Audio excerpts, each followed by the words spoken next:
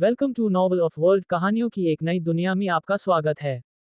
गगन दुर्ग अकादमी। अमरवीर ने मुक्का मारा, जिससे उस विशालकाय पत्थर की मूर्ति से कुछ चिप्स उड़ गए। हालांकि मूर्ति की ओर से कोई प्रतिक्रिया नहीं हुई। अमरवीर ने फिर से कोशिश की और महसूस किया कि मूर्ति पर इस्तेमाल की गई उसकी सच्ची यांग युआन शक्ति पूरी तरह से समाहित हो गई थी। कुछ और मुक्कों के बाद अमरवीर को मूर्ति से हल्की लाल रोशनी निकलती दिखाई दी, क्योंकि उसकी चोरी हुई यांग युआन शक्ति अंदर प्रवाहित हो रही थी। अचानक मूर्ति का हाथ धीरे धीरे हिलने लगा, जिससे अमरवीर चौंक उठा। यह उसकी यांग युआन शक्ति को ऊर्जा स्रोत के रूप में सोख रही थी। शुक्र है, इसमें अमरवीर की केवल थोड़ी सी युआन शक्ति थी, अन्यथा अमरवीर को लगा कि यह सामान्य पत्थर की मूर्तियों की तुलना में उतनी ही तेज या शायद और भी तेज गति से हिल रही होगी। जब अमरवीर ने आखिरकार इस तथ्य का पता लगाया, तो उसने अपने हमले बंद करने के बजाय और भी जोरदार कर दिए। देखते हैं कि तुम हिलने से पहले मैं तुम्हें नष्ट कर पाता हूं या नहीं। अमरवीर की आंखों में जिद चमक उठी। मुट्ठी खून से सनी होने के बावजूद वह लगातार वार करता रहा। जैसे जैसे मूर्ति ने और अधिक युआन शक्ति सोखी, उसकी हरकतें भी तेज होती गईं। उसने अपना हाथ ऊपर उठाया, पत्थर की आंखें अमरवीर पर टिकी हुई थीं, वह वार करने की तैयारी में था। हालांकि अमरवीर के लगातार हमलों के कारण मूर्ति की छाती में दरारें आ गई थीं। मूर्ति का हाथ जितनी तेजी से हो सका उतनी तेजी से नीचे गिरा, लेकिन अमरवीर आसानी से हमले से बच निकला। जैसे ही पत्थर की हथेली जमीन पर गिरी, एक धूल का बादल बन गया और टक्कर से उत्पन्न तेज हवा के झोंकों से अमरवीर के बाल और कपड़े हिल उठे। धड़ाम! जल्दी से अमरवीर की दोनों मुट्ठियां ज्वालाओं से लिपट गईं, क्योंकि उसकी चालों की गति और शक्ति बढ़ गई। टकराव! अमरवीर की मुट्ठी मूर्ति की छाती से टकराई, जिससे गहरी दरारें आखिरकार छोटे छोटे मलबे में टूट गईं।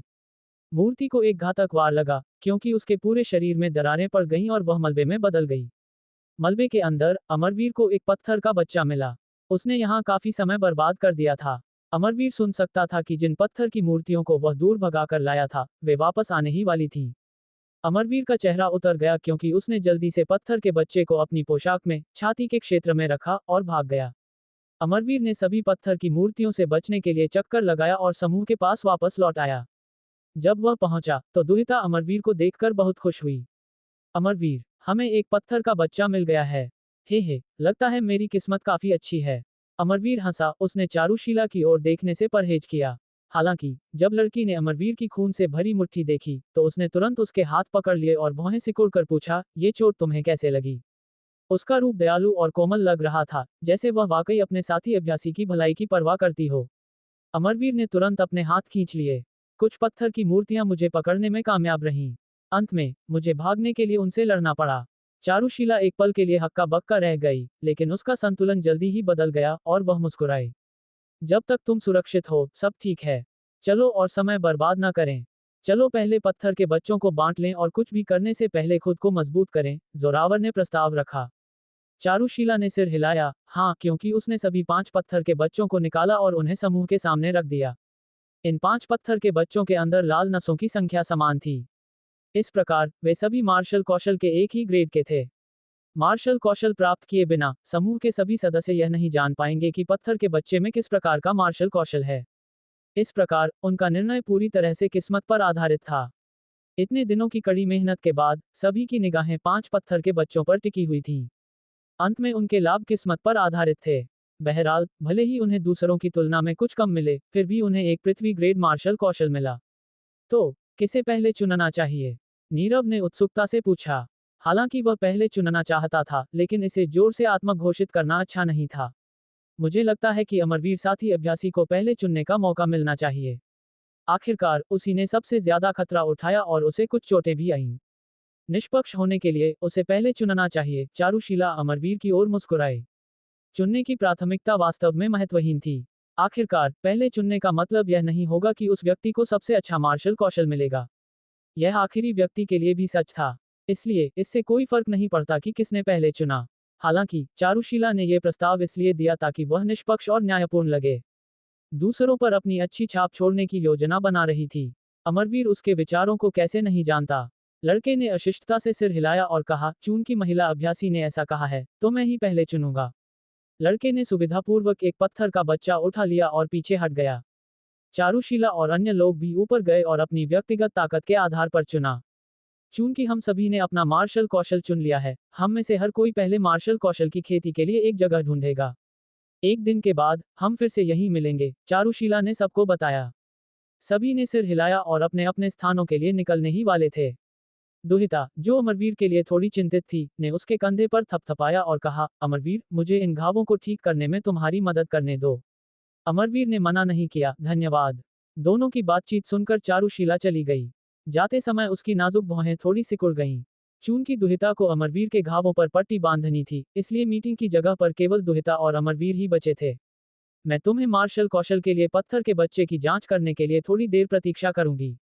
अगर तुम्हें यह उपयोगी नहीं लगता है, तो मुझे अपने वाले से तुम्हारा वाला बदलने में कोई आपत्ति नहीं है। मुझे सच में पृथ्वी ग्रेड मार्शल कौशल की जरूरत नहीं है। अमरवीर मुस्कुराया, इसकी कोई जरूरत नहीं है। चूंकि यह एक पृथ्वी ग्रेड मार्शल कौशल है, जो कुछ भी इससे बाहर आएगा, वह निश्चित रूप से अच्छा होगा। ठीक है, क्या तुम इतने अकेले हो? दुहिता ने अब इस मुद्दे पर जोर नहीं दिया। एक बार जब उसने अमरवीर के हाथों पर पट्टी बांध दी तो वह खड़ी हो गई, मैं फिर जाकर अपने मार्शल कौशल की खेती करूंगी। हम कल फिर मिलेंगे। उसकी पीठ को देखते हुए अमरवीर बोला, अगर भविष्य में कोई समस्या आती है, तो तुम जानती हो कि मैं शायद समूह छोड़ दूंगा। दुहिता ने जवाब नहीं दिया, लेकिन चुपचाप अपने दिल में कहा, मुझे पता है। ये समूह एकजुट नहीं था। सभी सदस्य केवल स्वर्ग गुफा विरासत के अंदर अज्ञात खतरों के कारण इस समूह में शामिल हुए थे।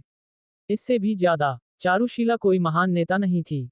वह समूह को नामात्र के लिए बनाए रखने में सक्षम थी, लेकिन जो व्यक्ति केवल सफलता और असफलता पर विचार करता है, उसके लिए समूह का कल्याण वास्तव में मायने नहीं रखेगा। इसलिए, एक समूह से अधिक, हम उसके उपयोग के लिए केवल उपकरण हैं। अगर यह समूह जारी रहता है, तो भी, एक बार जब उन्हें किसी बड़े खतरे का सामना करना पड़ता है, तो अमरवीर को उम्मीद है कि चारुशीला और बाकी सब उसे छोड़ देंगे। जब सब चले गए, तो अमरवीर एक सुनसान जगह पर चला गया और अपनी पोशाक से दोनों पत्थर के बच्चों को बाहर निकाला। अमरवीर ने अपने हाथों में दोनों पत्थर के बच्चों को देखा और मुस्कुराया। उसे मिला पत्थर का बच्चा उस पत्थर के बच्चे से बिल्कुल अलग था, जिसे उसने समूह से चुना था। विशेष पत्थर के बच्चे में नसें न केवल समूह से मिले बच्चे से कहीं ज्यादा थीं, बल्कि वे सुनहरे रंग की भी थीं। ये किस मार्शल कौशल का रैंक है? अमरवीर ने सोचा। चारुशीला के अनुसार 30 नसों का मतलब होगा कि मार्शल कौशल कम से कम पृथ्वी मध्य ग्रेड मार्शल कौशल है। इस प्रकार, इस विशेष पत्थर के बच्चे के अंदर का मार्शल कौशल या तो एक पृथ्वी उच्च ग्रेड मार्शल कौशल, या एक बहुत उच्च ग्रेड का हो सकता है। एक उच्च ग्रेड का मतलब स्वर्ग ग्रेड मार्शल कौशल होगा। जब अमरवीर ने इस संभावना के बारे में सोचा, तो उसकी सांसें तेज और उखड़ गईं। उसने सही किया कि उसने पहले जोखिम उठाया। जोखिम वास्तव में इसके पुरस्कार के लायक था। हालांकि, पहले किसकी खेती की जाए?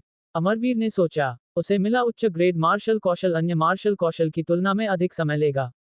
इसका मतलब ये भी होगा कि अमरवीर को उच्च ग्रेड मार्शल कौशल की खेती, सीखने और अभ्यास करने में अधिक समय लगेगा। एक दिन की समय सीमा के साथ, शायद उसके पास पर्याप्त समय न हो। अमरवीर की नज़र निचले ग्रेड के मार्शल कौशल की ओर गई। वर्तमान में, सबसे महत्वपूर्ण बात यह है कि सबसे कम समय में किसी की ताकत बढ़ाई जाए, ताकि व्यक्ति के जीवित रहने की संभावना बढ़ सके, साथ ही अधिक खजाने ढूंढने के अधिक अवसर मिल सकें। अमरवीर ने निचले ग्रेड के मार्शल कौशल पर ध्यान केंद्रित करना शुरू कर दिया। उसने अपनी युवान शक्ति को पत्थर के बच्चे में डाला, क्योंकि उसने मार्शल कौशल की युवान शक्ति के प्रवाह को याद किया। 2 घंटे के बाद, अमरवीर ने मार्शल कौशल को सक्रिय करने के लिए युवान शक्ति के प्रवाह को पूरी तरह से याद कर लिया, लेकिन जब उसने अपनी आंखें खोलीं, तो उसने देखा कि पत्थर का बच्चा पूरी तरह से धूल में बदल गया था। अमरवीर पत्थर के बच्चे के विनाश से ज्यादा परेशान नहीं हुआ। उसे पहले ही वह मिल चुका था जो वह चाहता था। हालांकि, अब वह जानता था कि पत्थर के बच्चे धूल में बदलने से पहले केवल एक व्यक्ति को अपना मार्शल कौशल सीखने देंगे। अमरवीर खड़ा हुआ और अपने शरीर के चारों ओर अपनी क्यूई को घुमाया, जैसा कि उसने पत्थर के बच्चे से सीखा था। जैसा कि अपेक्षित था, चूंकि यह मार्शल कौशल का अभ्यास करने का केवल पहला अवसर था, वह सीखे हुए मार्शल कौशल का उपयोग करने में असमर्थ था। हालांकि, लड़का हतोत्साहित नहीं हुआ, क्योंकि उसने अपने पहले असफल प्रयास के तुरंत बाद फिर से कोशिश की। कुछ और प्रयासों के बाद, अमरवीर धीरे धीरे अपने 30 मेरिडियन के भीतर, अपनी युवान शक्ति के प्रवाह का आदी हो गया। वह महसूस कर सकता था कि उसकी मुट्ठी धीरे धीरे अधिक शक्तिशाली होती जा रही थी। आखिरकार, अमरवीर को आत्मविश्वास महसूस हुआ और उसने इस मार्शल कौशल के साथ एक हमले पर अपनी पूरी ताकत केंद्रित की। उसने अपनी मुट्ठी भींची और वह जोरदार तरीके से कांपी। अमरवीर ने ध्यान केंद्रित करना जारी रखा, मुट्ठी को सबसे शक्तिशाली स्थिति तक पहुंचाने की कोशिश कर रहा था। अचानक, वह अपनी मुट्ठी जमीन पर मारता है। धमाका! एक विशाल विस्फोट की आवाज आई, क्योंकि जमीन पर एक छोटा विस्फोट हुआ। अमरवीर की नजरें कांप गईं, क्योंकि वह इस मार्शल कौशल की शक्ति पर विश्वास नहीं कर सकता था। ये किस तरह का मार्शल कौशल है? क्या ये बहुत शक्तिशाली नहीं है? ये पहला मार्शल कौशल था जो अमरवीर ने प्राप्त किया था। अब तक अपने सभी युद्धों में उसने अपने डांटियन के भीतर यांग बूंदों पर भरोसा किया था। हालांकि लड़ाई का ऐसा तरीका अकुशल था, क्योंकि यह जल्दी से उसकी यांग बूंदों के भंडार को खत्म कर देता था। इसी तरह ये तरीका मार्शल कौशल की युद्ध में प्रभावशीलता से अतुलनीय था, जो यांग युआन शक्ति के बजाय युआन शक्ति पर निर्भर करता था। हालांकि मार्शल कौशल पहले से ही अत्यंत शक्तिशाली दिखाया गया था, अमरवीर जानता था कि यह मार्शल कौशल भविष्य में और भी मजबूत और अधिक व्यवहारिक हो सकता है। स्वाभाविक रूप से जब वह इसका और अधिक अभ्यास करेगा, पहली प्रमुख चीज जिस पर उसे सुधार करने की जरूरत थी, वह थी हमले की गति। अमरवीर के लिए वहां खड़े होकर अपनी ऊर्जा को अपनी मुट्ठी तक संघनित करना व्यवहारिक नहीं था। हालांकि इन सब में सुधार करने के लिए समय और अनुभव लगता है। जल्दी करने का कोई फायदा नहीं था।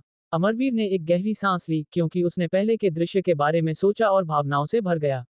अमरवीर ने जमीन पर पड़ी धूल को देखा और आह भरी। पत्थर की मूर्ति ने उसे इस अद्भुत मार्शल कौशल का कोई नाम नहीं दिया। इसलिए अमरवीर ने एक नाम सोचने के लिए अपनी भौहें सिकोड़ी। ज्वलनशील सूर्य का विस्फोट अच्छा लगता है।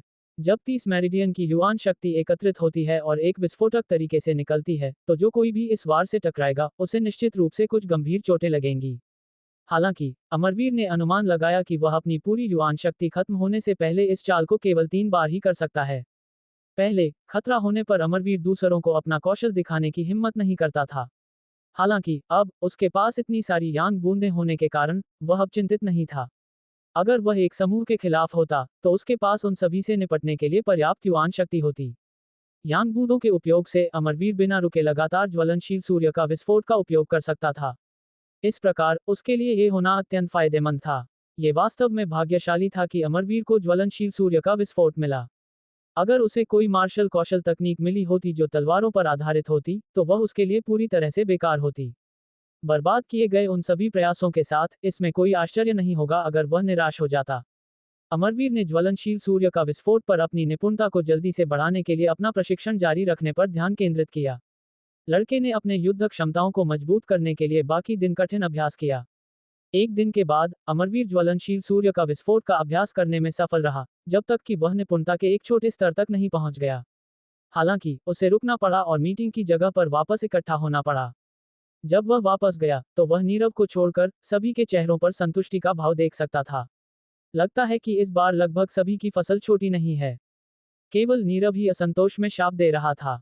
उसके अनुसार उसे जो मार्शल कौशल मिला था, वह एक चाबुक कानून मार्शल कौशल था। एक मार्शल कौशल जो उसके लिए पूरी तरह से बेकार था। दुहिता ने अमरवीर की ओर देखा और मुस्कुराई। उस बुरा लड़के को उसके सभी बुरे कामों का बदला मिल गया है। उसे खुद को ही दोषी ठहराना है। अमरवीर मुस्कुराया और सिर हिलाया। चारुशीला के कुछ सांत्वना भरे शब्दों से नीरव की उदासी बहुत कम हो गई। 5 सदस्य फिर से चलना शुरू कर दिए। हालांकि जब वे चल रहे थे, चारुशीला ने देखा कि अमरवीर अब अपने साथ एक बड़ा बैग नहीं ले जा रहा था। तुम्हारे द्वारा चुने गए यांग पत्थरों को क्या हुआ? अमरवीर ने लापरवाही से जवाब दिया। मैंने उन्हें छोड़ दिया है। नीरव ने अमरवीर के अकेलेपन भरे भाव को देखा और उसे कड़वाहट महसूस हुई। नीरव ने खर्राटा लिया। बाद में पछतावा करना बहुत देर हो जाएगी। अमरवीर ने नीरव को जवाब देने की परवाह नहीं की। आखिरकार सभी यांग पत्थरों की ऊर्जा पहले ही उसके द्वारा अवशोषित कर ली गई थी। चूंकि इस जगह पर न तो सूर्य था, न चंद्रमा, न तारे, न बादल, अमरवीर यह नहीं बता सकता था कि कितना समय बीत चुका है। हालांकि वह अनुमान लगा सकता था कि उन्होंने पत्थर के स्तंभ क्षेत्र से बाहर निकलने के लिए चलते हुए 2 दिन बिताए थे। रास्ते में समूह का सामना तीनों स्कूलों के शिष्यों के शवों से हुआ था। हालांकि समूह को नहीं पता था कि इन मृत शिष्यों का यहां अपनी खोज के दौरान क्या सामना हुआ, ये शव सतर्क और चौकस रहने के लिए एक मजबूत यादगार बन गए। एक बार जब समूह एक जंगल क्षेत्र में प्रवेश किया, तो उन्होंने राहत की सांस ली। पिछले क्षेत्र के शवों की संख्या और संभावित छिपे हुए खतरों ने समूह को लगातार खतरे का एहसास कराया था। इस नए स्थान को देखकर उन्हें सुरक्षा का एक छोटा सा एहसास हुआ।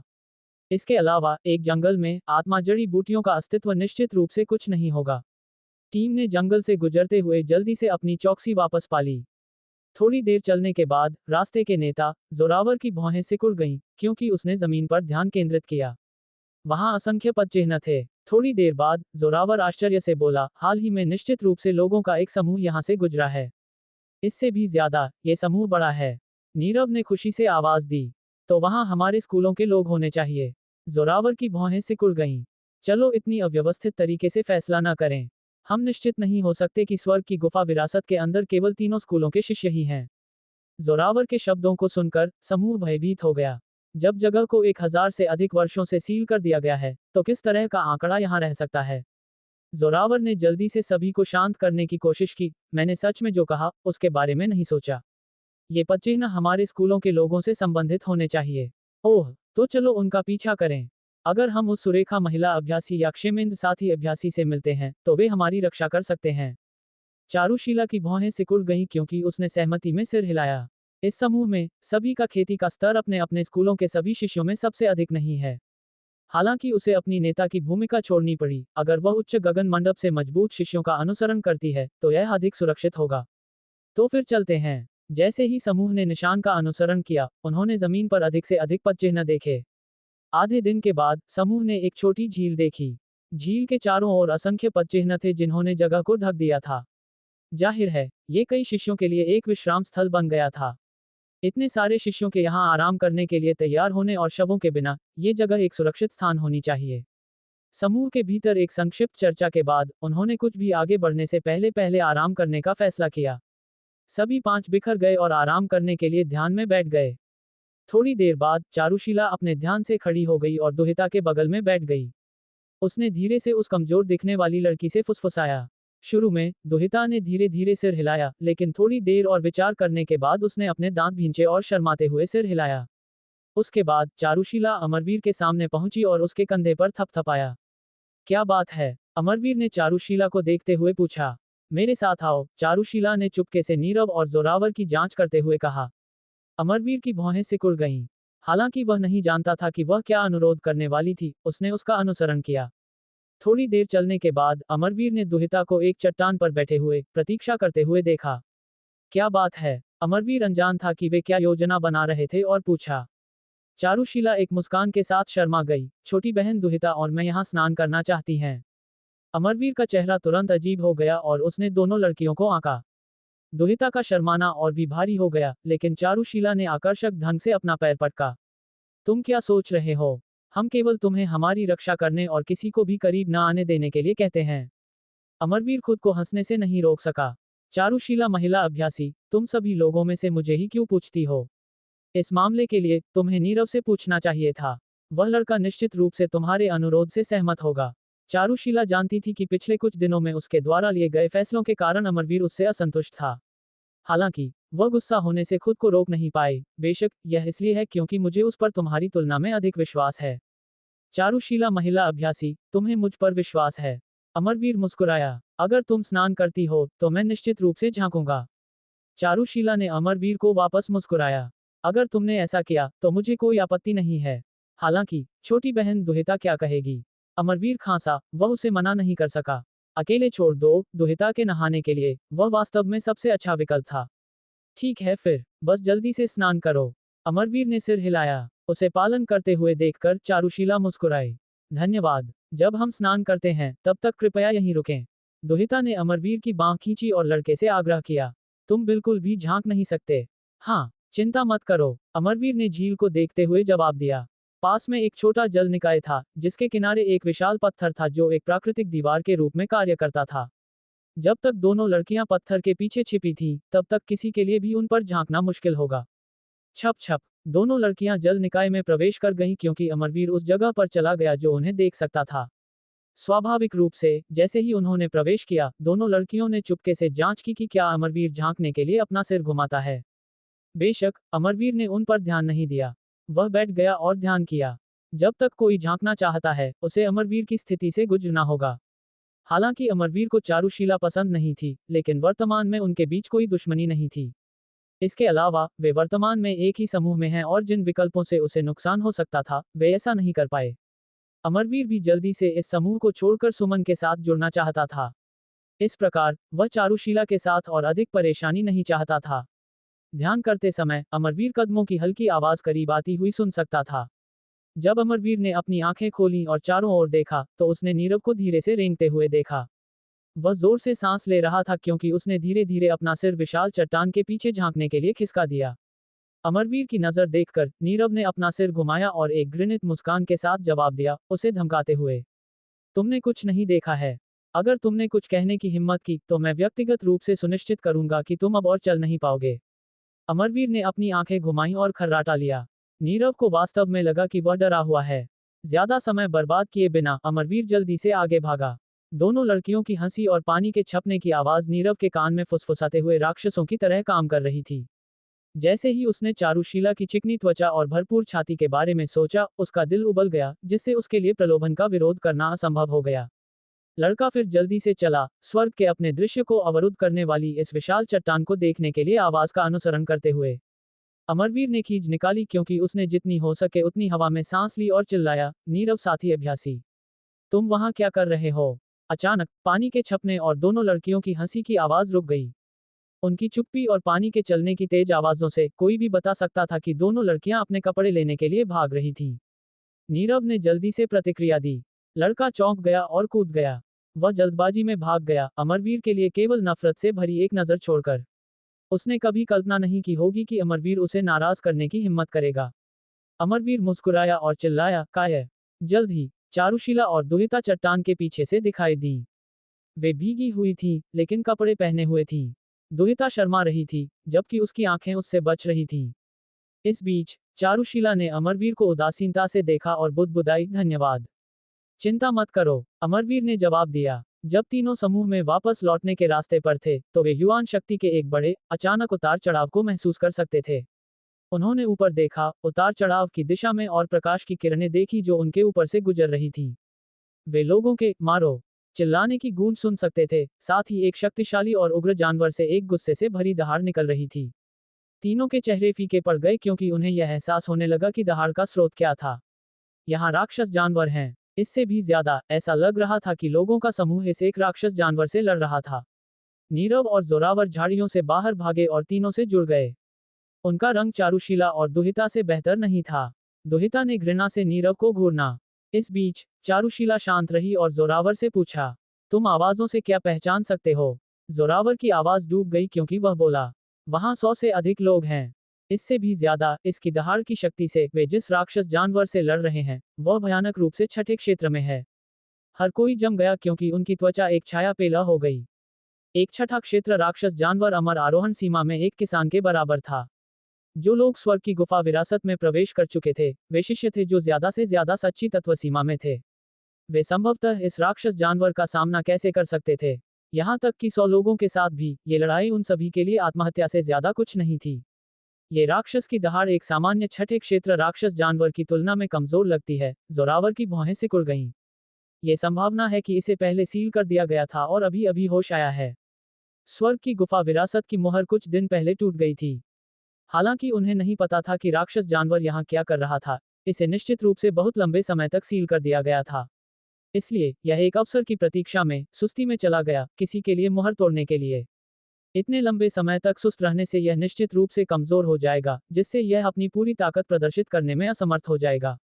सभी को थोड़ी राहत महसूस हुई क्योंकि सिद्धांत समझ में आया। अन्यथा 100 से अधिक शिष्य इस राक्षस जानवर से लड़ने के लिए तैयार क्यों होंगे? अचानक जोरावर की भौहें कूद गईं। राक्षस जानवर घायल है। उसके बड़बड़ाते हुए गड़गड़ाहट में एक अजीब बदलाव सुना जा सकता था। राक्षस जानवर ने एक और गुस्से से भरी और अनचाही दहाड़ दी और लोग शांत हो गए। क्या हुआ? चारुशीला ने घबराहट में पूछा। मुझे नहीं पता, जोरावर ने सिर हिलाते हुए कहा। क्या हमें जाकर देखना चाहिए? चारुशीला की भौहें सिकुड़ गईं क्योंकि उसने लंबे समय तक विचार किया इससे पहले कि वह सभी 4 सदस्यों को वापस देखती। चलो जाकर देखते हैं। वहां निश्चित रूप से शिष्य होंगे जो सच्ची तत्व सीमा में हैं, साथ ही अलगाव और पुनर्मिलन सीमा में भी हैं। चूंकि हम सभी एक ही स्कूल से हैं, हम मदद करने के लिए बाध्य हैं। हालांकि यह अत्यधिक खतरनाक है, इसलिए यह आप पर निर्भर करता है कि आप फैसला करें। स्वाभाविक रूप से हमें जाना चाहिए। नीरव ने सिर हिलाया। अजीब क्षण के बाद वह जल्दी से समूह को छोड़कर अपने अन्य साथी भाइयों के साथ जुड़ना चाहता था। मैं भी जाऊंगा, जोरावर ने जोड़ा। चारुशीला ने दुहिता और अमरवीर दोनों पर नजर डाली क्योंकि उन दोनों ने सिर हिलाया। तो फिर हम चलते हैं। पांचों जल्दी से जंगल से तेज हो गए क्योंकि वे युद्ध क्षेत्र की ओर बढ़े। एक लंबे समय के बाद उनका सामना एक बड़े शिष्यों के समूह से हुआ जो इकट्ठा हुए थे। बड़ा समूह 2 में विभाजित हो गया था क्योंकि एक रेखा ने उन्हें अलग कर दिया था। प्रत्येक पक्ष में समान संख्या थी, लेकिन अमरवीर और समूह अंधेरे में किसी को भी पहचान नहीं सका। फिर एक परिचित आवाज ने जोर दिया, फलक। क्या तुम और तुम्हारा तूफान ग्रह मानते हो कि हम इतने कमजोर हैं कि तुम हमारा फायदा उठाओ? क्या तुम मानते हो कि तुम्हारे पास वह कौशल है जो हमें अपनी मर्जी के अनुसार करने के लिए मजबूर करे? क्षेमेंद्र साथ ही अभ्यासी। नीरव ने खुशी से आवाज दी। चारुशीला मुस्कुराई जबकि अमरवीर का रंग गहरा हो गया। ये सोचकर कि सभी लोगों में से अमरवीर को क्षेमेंद्र से मिलना पड़ा। दुहिता ने अमरवीर के समान ही एक सूरत व्यक्त की। 5 का समूह जल्दी से टूट गया क्योंकि वे अपने अपने स्कूलों में वापस जुड़ गए। हालांकि दुहिता ने अमरवीर के साथ केवल कुछ दिन ही बिताए थे, उन्होंने एक करीबी रिश्ता विकसित किया था।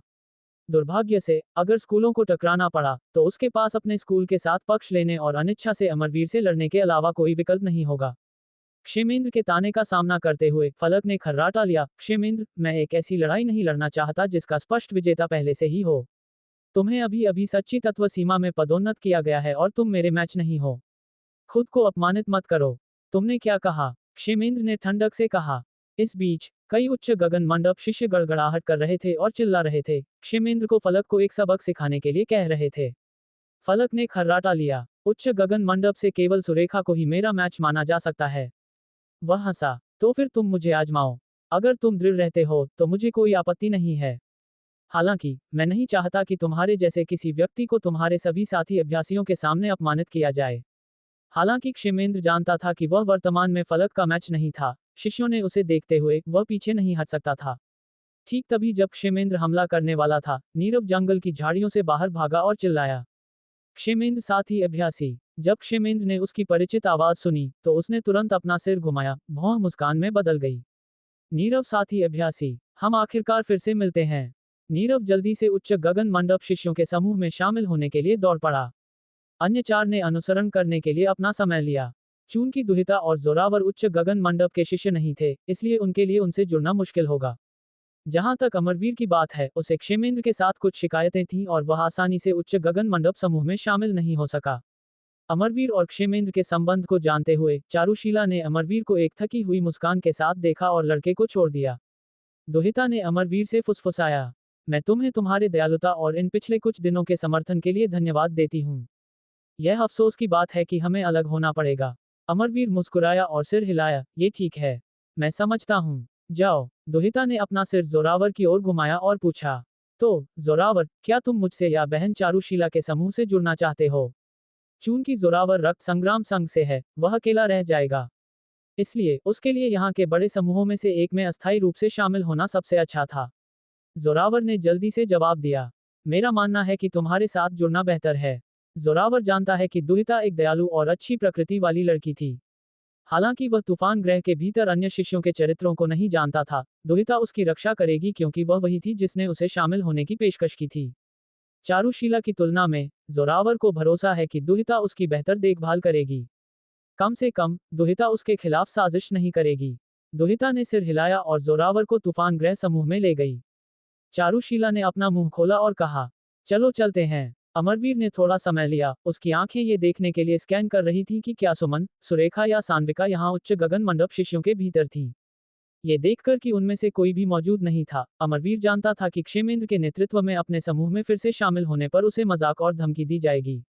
तुम जाओ। चारुशीला अमरवीर की चिंताओं को जानती थी और जल्दी से उसे बताया, साथी अभ्यासी, बस सहना सबसे अच्छा है। खतरे से भरी इस अनजानी जगह पर एक समूह में रहना बेहतर है। अमरवीर ने सिर हिलाया क्योंकि वह अभी भी दृढ़ खड़ा था। जब नीरव समूह में शामिल हुआ तो उसने जल्दी से वहां के कई शिष्यों के साथ बातचीत की। वे सभी खुशी खुशी अभिवादन का आदान प्रदान कर रहे थे और हंस रहे थे। जाहिर है, इनमें से अधिकांश शिष्य नीरव के साथ दोस्ताना शर्तों पर थे। उनका अभिवादन करने के बाद नीरव जल्दी से क्षेमेंद्र के पक्ष में गया और फुसफुसाहट में एक बातचीत शुरू की। लड़के ने अपना सिर घुमाया क्योंकि उसने शत्रुता के साथ अमरवीर को घूरना। 60 मीटर दूर क्षेमेंद्र ने घृणा और जुगुप्सा के साथ अमरवीर को देखा। फलक स्थिति से अनजान होकर बोला, क्षेमेंद्र, चूंकि तुम अब और लड़ना नहीं चाहते हो, चलो हम दोनों सहयोग करते हैं और उस राक्षस जानवर को मार डालते हैं।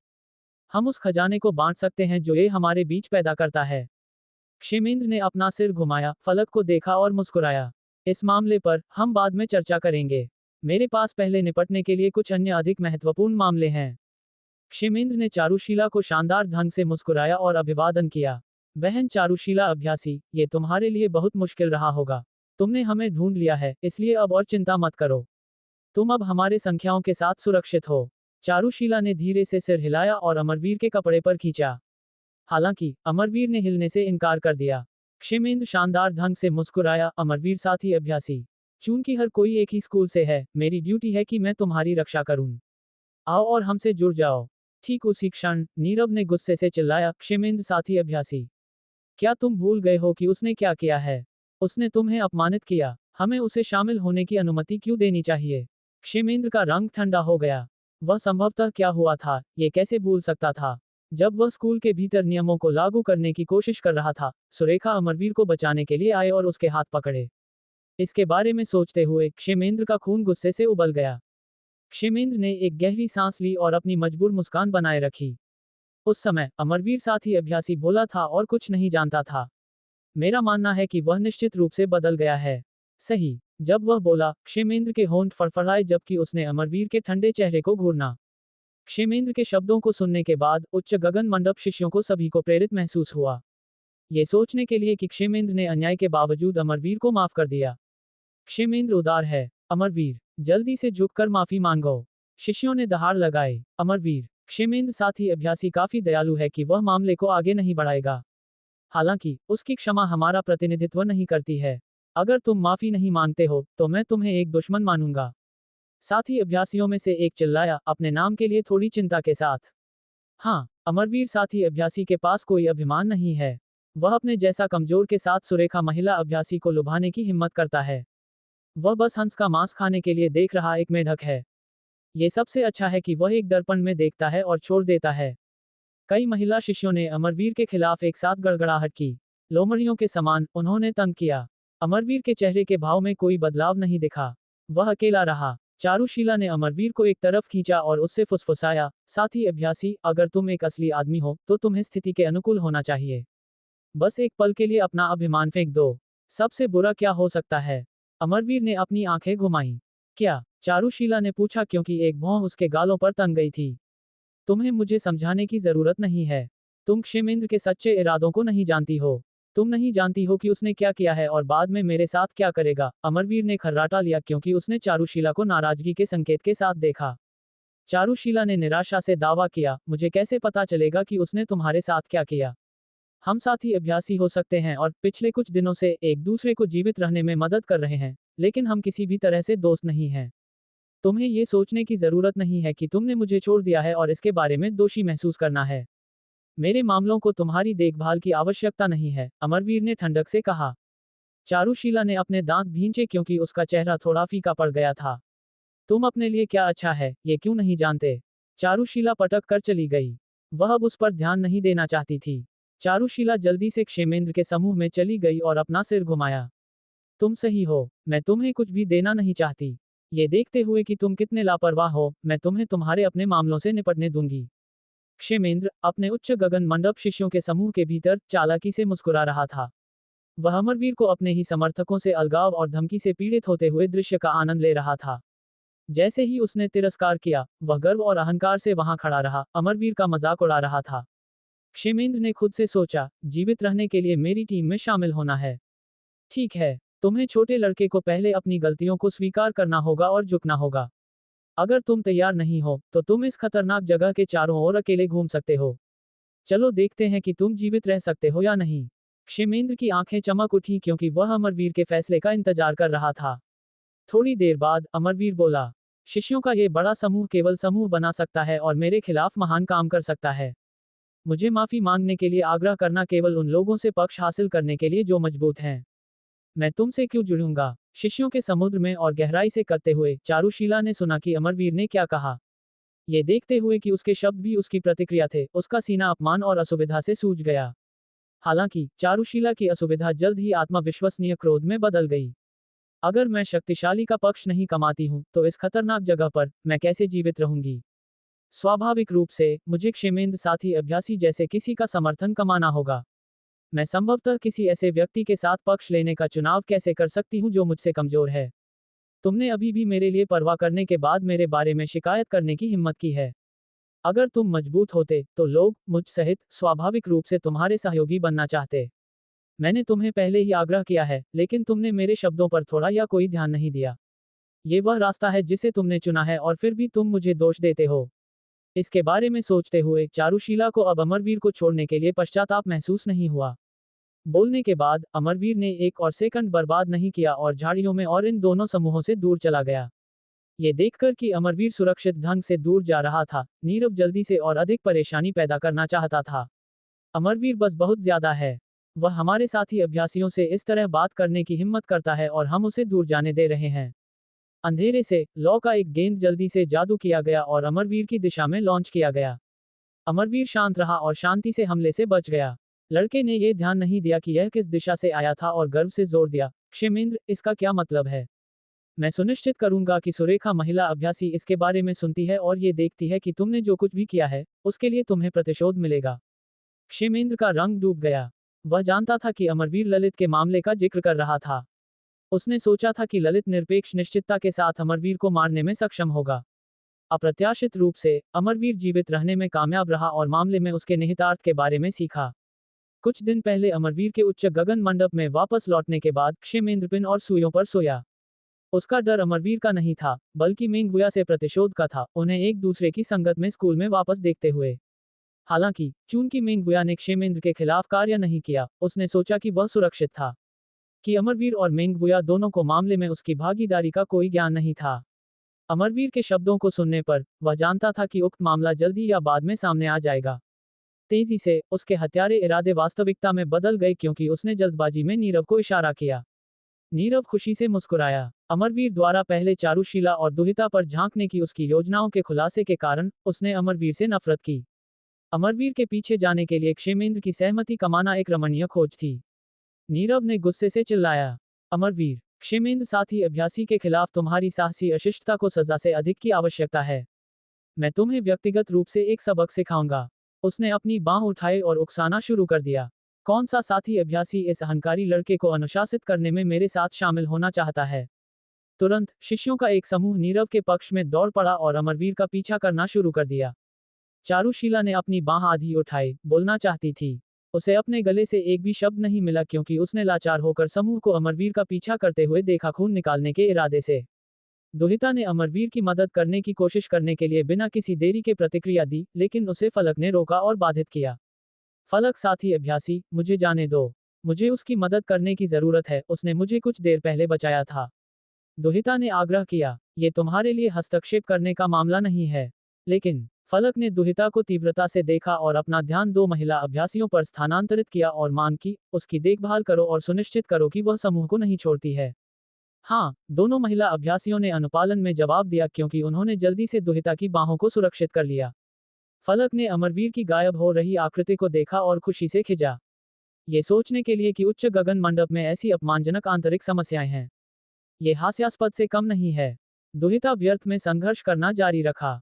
इस बीच जोरावर ने उसे सांत्वना देने की कोशिश की, तुम्हें बहुत ज्यादा चिंतित होने की जरूरत नहीं है। हालांकि वह लड़का केवल एक प्राथमिक चरण साथ है, उसने मुझे हमेशा खतरा महसूस कराया है। यह उसके लिए अक्षुण्ण रूप से इससे बाहर आना पूरी तरह से संभव है। क्या तुम निश्चित हो? दुहिता ने संघर्ष करना बंद कर दिया और एक नर्म आवाज में पूछा। मेरा अंतर्ज्ञान ऐसा दर्शाता है, जोरावर ने आत्मविश्वास से जवाब दिया। उसका अंतर्ज्ञान भी अमरवीर के खिलाफ उत्तेजनाओं में उसकी अनुपस्थिति का कारण रहा है। जंगल में और गहराई से दौड़ते हुए अमरवीर का पीछा कर रही असंख्य छायाएं गायब होने में विफल रहीं। अमरवीर, इन कुछ दिनों में हमने एक साथ बिताए हैं, हमारी दोस्ती में काफी गहराई आई है। मैं तुम्हारे दुख को कम करने के लिए तैयार हूं, जब तक कि तुम मुझे पकड़ने दो। नीरव ने खुशी से ताना मारा। दोस्ती? अमरवीर ने खींच निकाली। तुम्हारे जैसे किसी के साथ मुझे घिनौना मत बनाओ। अच्छा, मुझे वह पसंद है जो तुमने कहा है। नीरव ने गुस्से से जवाब में चिल्लाया, अपना सिर थोड़ा सा पीछे झुकाते हुए। साथी अभ्यासी, इस लड़के को एक पृथ्वी उच्च ग्रेड मार्शल कौशल मिला है। अगर हम उसे रोक सकते हैं और उसे उससे बाहर निकाल सकते हैं, तो हम सभी इसे सीखने में सक्षम होंगे। एक पृथ्वी उच्च ग्रेड मार्शल कौशल। पीछा करने वालों के समूह ने घबराहट में आवाज दी। जल्दी से उनकी प्रेरणा लालच में बदल गई क्योंकि उन्होंने तेज किया। पिछले कुछ दिनों के दौरान इतने बड़े समूह में रहने से उन्हें जो कुछ भी था, उसे लगभग बांटने की आवश्यकता हुई। अंत में शिष्यों को कुछ भी लायक नहीं मिला। हालांकि ऐसे स्वादिष्ट अवसर को सुनने के आलोक में वे कभी क्यों छोड़ेंगे? अमरवीर, तुम विरोध करने और जिद्दी होने पर क्यों जोर देते हो? एक अभ्यासी ने अमरवीर पर अपनी तलवार घुमाई। अमरवीर ने सहज रूप से अपने पीछे खतरा महसूस किया और जल्दी से किनारे हो गया, वार से बचते हुए और कोई गति नहीं खोई। उसी स्थिति में अमरवीर ने अपनी सामने एक और तलवार वार पहुंचते हुए महसूस किया, जिससे उसे अचानक रुकने के लिए मजबूर होना पड़ा। शिकारी समूह ने मौका लिया और उसे घेर लिया। अमरवीर ने चारों ओर देखा और 5 गिने। उनमें से हर एक क्यूई परिवर्तन चरण में था और बदतर, उनका खेती का स्तर नीरव से अधिक था। 5 लोगों ने अमरवीर को घेरा खर्राटा लिया। अमरवीर साथी अभ्यासी, तुमने एक अपराध किया है और मैं यहाँ न्याय के नाम पर तुम्हें सजा देने आया हूँ, नीरव ने खींच निकाली। अमरवीर ने निर्भयता से खर्राटा लिया। क्या महिलाओं को स्नान करते हुए झांकना एक अपराध के रूप में नहीं गिना जाता है? नीरव का चेहरा लाल हो गया। अन्य 4 शिष्यों ने भ्रम में शर्मिंदा लड़के को देखा, जिसने चीजों को और भी बदतर बना दिया। बाएं से एक शिष्य बोला, अमरवीर, अगर तुम खुद को हमारे साथी अभ्यासी मानते हो, तो हम तुम्हारी जान नहीं लेंगे। अगर तुम हमें पृथ्वी उच्च ग्रेड मार्शल कौशल तकनीक बताते हो, तो न केवल हम तुम्हें अक्षुण्ण छोड़ेंगे, हम क्षेमेंद्र साथी अभ्यासी को तुम्हें माफ करने के लिए भी राजी करेंगे। साथी अभ्यासियों, यह नहीं है कि मैं अस्वीकार करना चाहता हूं, लेकिन मैं अस्वीकार करता हूं। दबाव महसूस करते हुए अमरवीर नहीं चिल्लाया। इसके बजाय उसने अपना सिर ऊंचा रखा और अपना सीना बाहर निकाल लिया। अगर तुम कोशिश करना चाहते हो और इसे मुझसे लेना चाहते हो, तो ये तुम्हारे कौशल पर निर्भर करेगा। विपरीत पक्ष से एक शिष्य ने गुस्से से चिल्लाया, हमने एक टोस्ट का प्रस्ताव दिया और तुमने नहीं खाया। इसके बजाय तुम जब्त करना चुनते हो। यह मत सोचो कि हम सिर्फ इसलिए मारना नहीं चाहते हैं क्योंकि हम एक ही संप्रदाय से अभ्यासी हैं। चूंकि तुमने पहले ही क्षेमेंद्र साथी अभ्यासी को नाराज कर दिया है, तुम खुद को मृत मान सकते हो। अगर हम तुम्हें यहाँ मार डालते हैं, तो किसी को पता नहीं चलेगा और हमें कभी सजा नहीं दी जाएगी। 5 शिष्यों में से नीरव वह था जिसने अमरवीर से सबसे ज्यादा नफरत की। अब और इंतजार करने के लिए तैयार नहीं, उसने इशारा किया, खाली बातचीत का समय खत्म हो गया है। हमें बस मार्शल कौशल तकनीक के लिए उसे यातना देने की जरूरत है। जब वे पत्थर के बच्चों को बांट रहे थे, तो नीरव अमरवीर के चुनाव से अत्यंत ईर्ष्या करता था। हालांकि वह नहीं जानता था कि अमरवीर को क्या मिला, वह निश्चित था कि लड़के के आत्मसंतुष्ट चेहरे से यह उपयोगी होना चाहिए।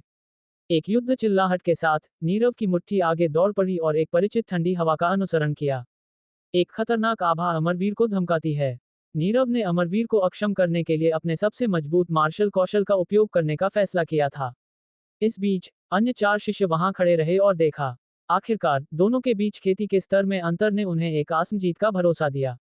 शिष्यों में से एक ने आकस्मिक ढंग से टिप्पणी की, नीरव साथी अभ्यासी का ठंडा हवा हथेली प्रवीणता के ऐसे उच्च स्तर तक पहुंच गया है, उसे इसे पूर्ण करने के लिए कड़ी ट्रेनिंग करनी चाहिए। अन्य तीनों शिष्यों ने एक अनुमोदन सिर हिलाया। ठंडी हवा हथेली उच्च गगन मंडप के पृथ्वी निम्न ग्रेड मार्शल कौशल में से एक है जिसे केवल 500 योगदान अंकों के साथ प्राप्त किया जा सकता है। ये बिना किसी प्रश्न के जाता है कि नीरव ने इसके लिए अनगिनत घंटों और प्रयास का निवेश किया। इस प्रकार उससे और उस मामले में किसी और से भी कठिन ट्रेनिंग करने की उम्मीद है। समूह के लिए ऐसे उच्च स्तर के किसान के साथ ऐसे मार्शल कौशल का उपयोग अमरवीर से निपटने के लिए पर्याप्त था। कोई संदेह नहीं था क्योंकि समूह ने बस अपरिहार्य का इंतजार किया। अमरवीर ने दूसरी ओर फैसला किया कि वह अपनी मुट्ठी के साथ हथेली के हमले का स्वागत करेगा। जैसे ही दीपशेख की हथेली अमरवीर के करीब पहुंची, अमरवीर अपने बाएं हाथ की नाड़ियों में मौजूद युवान ऊर्जा को कमजोर और ठंडा महसूस कर सकता था। दीपशेख मुस्कुराया, अमरवीर, मैं आज तुम्हारी एक बांह तोड़ दूंगा और उसे अपने सिर पर एक सबक की तरह उकेर दूंगा। अमरवीर का चेहरा क्रोध से गहरा हो गया। उसने दीपशेख का मुकाबला करने के लिए अपने शरीर के अंदर की युवान ऊर्जा को जबरदस्ती बढ़ाया। दीपशेख को तुरंत एहसास हुआ कि उसकी मार्शल कला युद्ध कौशल योजना के अनुसार काम नहीं कर रही थी। तुम्हें क्या लगता है, तुम मेरा विरोध कर सकते हो? दीपशेख ने दांत पीसे। वह अब खुद को अपमानित नहीं कर सकता था। तुम्हारी युवान ऊर्जा भयंकर हो सकती है, लेकिन तुम अभी भी मेरा विरोध करने के लिए बहुत कमजोर हो। शीतल पवन मुष्टि हर सेकंड अमरवीर के करीब आ रही थी। कोई और विकल्प न देखकर अमरवीर ने अपनी 30 नाड़ियों को उत्तेजित किया और प्रज्वलित सूर्य प्रहार में अपनी दक्षता का प्रदर्शन किया। मैंने कहा कि तुम बहुत कमजोर हो। अमरवीर की मुट्ठी में एक कमजोर चीख को महसूस करने के बाद दीपशेख ने व्यंग्य किया। इतनी कमजोर चीख के साथ अमरवीर अपनी बांह खो देगा। जैसे ही उनकी हथेलियां टकराईं, अमरवीर की मुट्ठी के अंदर की चीख एक भयंकर धमाके के साथ फूट पड़ी। एक लाल, जीवंत अग्निशिखा जैसी किरण उत्पन्न हुई। यह इतनी मजबूत थी कि यह सूरज को घूरने जैसा था, जिसने आसपास के सभी लोगों को क्षण भर के लिए अंधा कर दिया।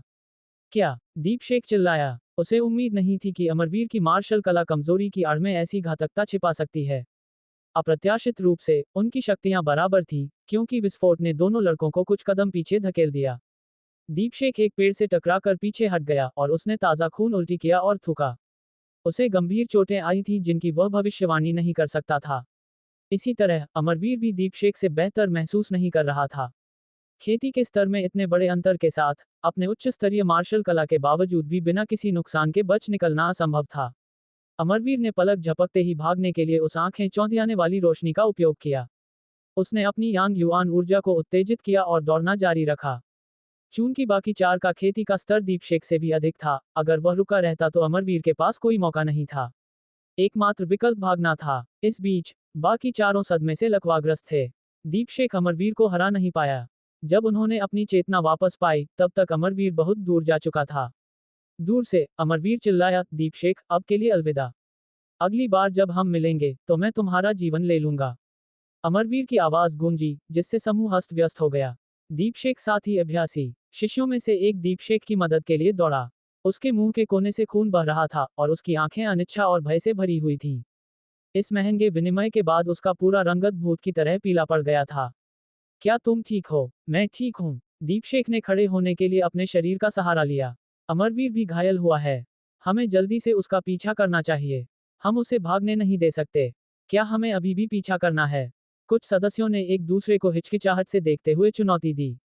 उनकी अमरवीर से कोई दुश्मनी नहीं थी। उन्होंने केवल दीपशेख के लिए जयकार करने और यशवर्धन के सामने अच्छा दिखने की योजना बनाई थी। अब जब अमरवीर एक अज्ञात दिशा में भाग गया था, तो जाल और राक्षस पशु की संभावना के साथ पीछा करना फिर से शुरू करना खतरनाक साबित होगा। दीपशेख उनके विचार समझ गया और जल्दी से जोर दिया, क्या तुमने उसके मार्शल कला की शक्ति नहीं देखी? उसे इसका अभ्यास करने का मौका केवल कुछ ही दिनों तक मिला है और इसकी शक्ति अपार है। क्या तुम ऐसी मार्शल कला खुद के लिए नहीं चाहते? अन्य शिष्यों ने अनिर्णायक सहमति में सिर हिलाया। हालांकि समूह को ये जोड़ना जरूरी लगा, भले ही हम उसका पीछा करें, हम केवल उसकी मार्शल कला के लिए यहाँ हैं। अगर तुम मुझसे निपटना चाहते हो तो हम पर भरोसा मत करना। ये तुम्हारी अपनी दुश्मनी है और हम इसमें शामिल नहीं होंगे। अगर तुम उसे मारते हो तो इसके परिणाम भुगतने वाले तुम अकेले ही होने चाहिए। ये तो स्वाभाविक है। दीपशेख ने उन पर भयंकर रूप से भौहें चढ़ाईं। वह मुझे धमकाने की हिम्मत करता है। मेरी जान लेने की हिम्मत उसमें कहां से आई? जब वह मेरे हाथ लगेगा तो हम देखेंगे कि आखिरी हंसने वाला कौन होगा। चार शिष्य अमरवीर को केवल सजा के लायक समझते थे, मौत के नहीं। हालांकि अब जब उसने दीपशेख को पूरी तरह से क्रोधित कर दिया था, तो उन सभी को पता था कि उसका पकड़ा जाना उसकी मौत का मतलब होगा। इस बीच छोटे लावण्य और दिव्यांशी के नहाने वाले तालाब के पास अमरवीर ने अपने मुंह से खून निकाला। अब जब वह अपनी वर्तमान ताकत के स्तर को जानता था, तो वह जानता था कि लड़ाई को बढ़ाना केवल उसकी मौत का कारण बनेगा। समूह में उच्चतम शायद ची रूपांतरण चरण स्तर 7 या 8 पर है। अगर वह केवल दीपशेख को मुश्किल से रोक पाया था, तो बाकी लोगों के खिलाफ उसके पास कोई मौका नहीं होगा। इस लड़ाई की तुलना नवयिन पर्वत घाटी की लड़ाई से नहीं की जा सकती। आखिरकार वहां मौजूद सभी अभ्यासी लगभग उसी स्तर के थे जिस पर वह स्वयं था। अगर प्रज्वलित सूर्य प्रहार नहीं होता तो अमरवीर शायद मर चुका होता। दीपशेख की शीतल पवन मुष्टि के ठंडे प्रभाव अब उसके शरीर के भीतर रह रहे थे और जम रहे थे। अमरवीर को आगे और गंभीर चोटों से बचने के लिए जल्द से जल्द प्रभावों को हटाना पड़ा। यह महसूस करते हुए कि कोई उनके बीच की दूरी कम कर रहा है, अमरवीर ने अपनी कमर झुकाई और सांस रोकी और छिपने के लिए तालाब में गोता लगा लिया। अमरवीर के पास अभी किसी भी तरह के खतरों से निपटने का कोई साधन नहीं था। इस प्रकार वह भागने के लिए केवल सबसे सुरक्षित और सबसे परिचित मार्ग का अनुसरण कर सकता था। छोटे तालाब तक पहुंचना, जो छिपने का एक अच्छा स्थान प्रदान करता था। यदि समूह जांच करने के लिए झील में गोता लगाता, तो अमरवीर हमलावरों को एक बार फिर भ्रम में डालने के लिए एक आश्चर्यजनक हमला कर सकता था। क्या वे दीपशेख को झटका झेलते हुए देखने के बाद ऐसा हमला करने का जोखिम उठाने को तैयार थे? अमरवीर अंधेरे के आवरण में गहरा गोता लगाता रहा।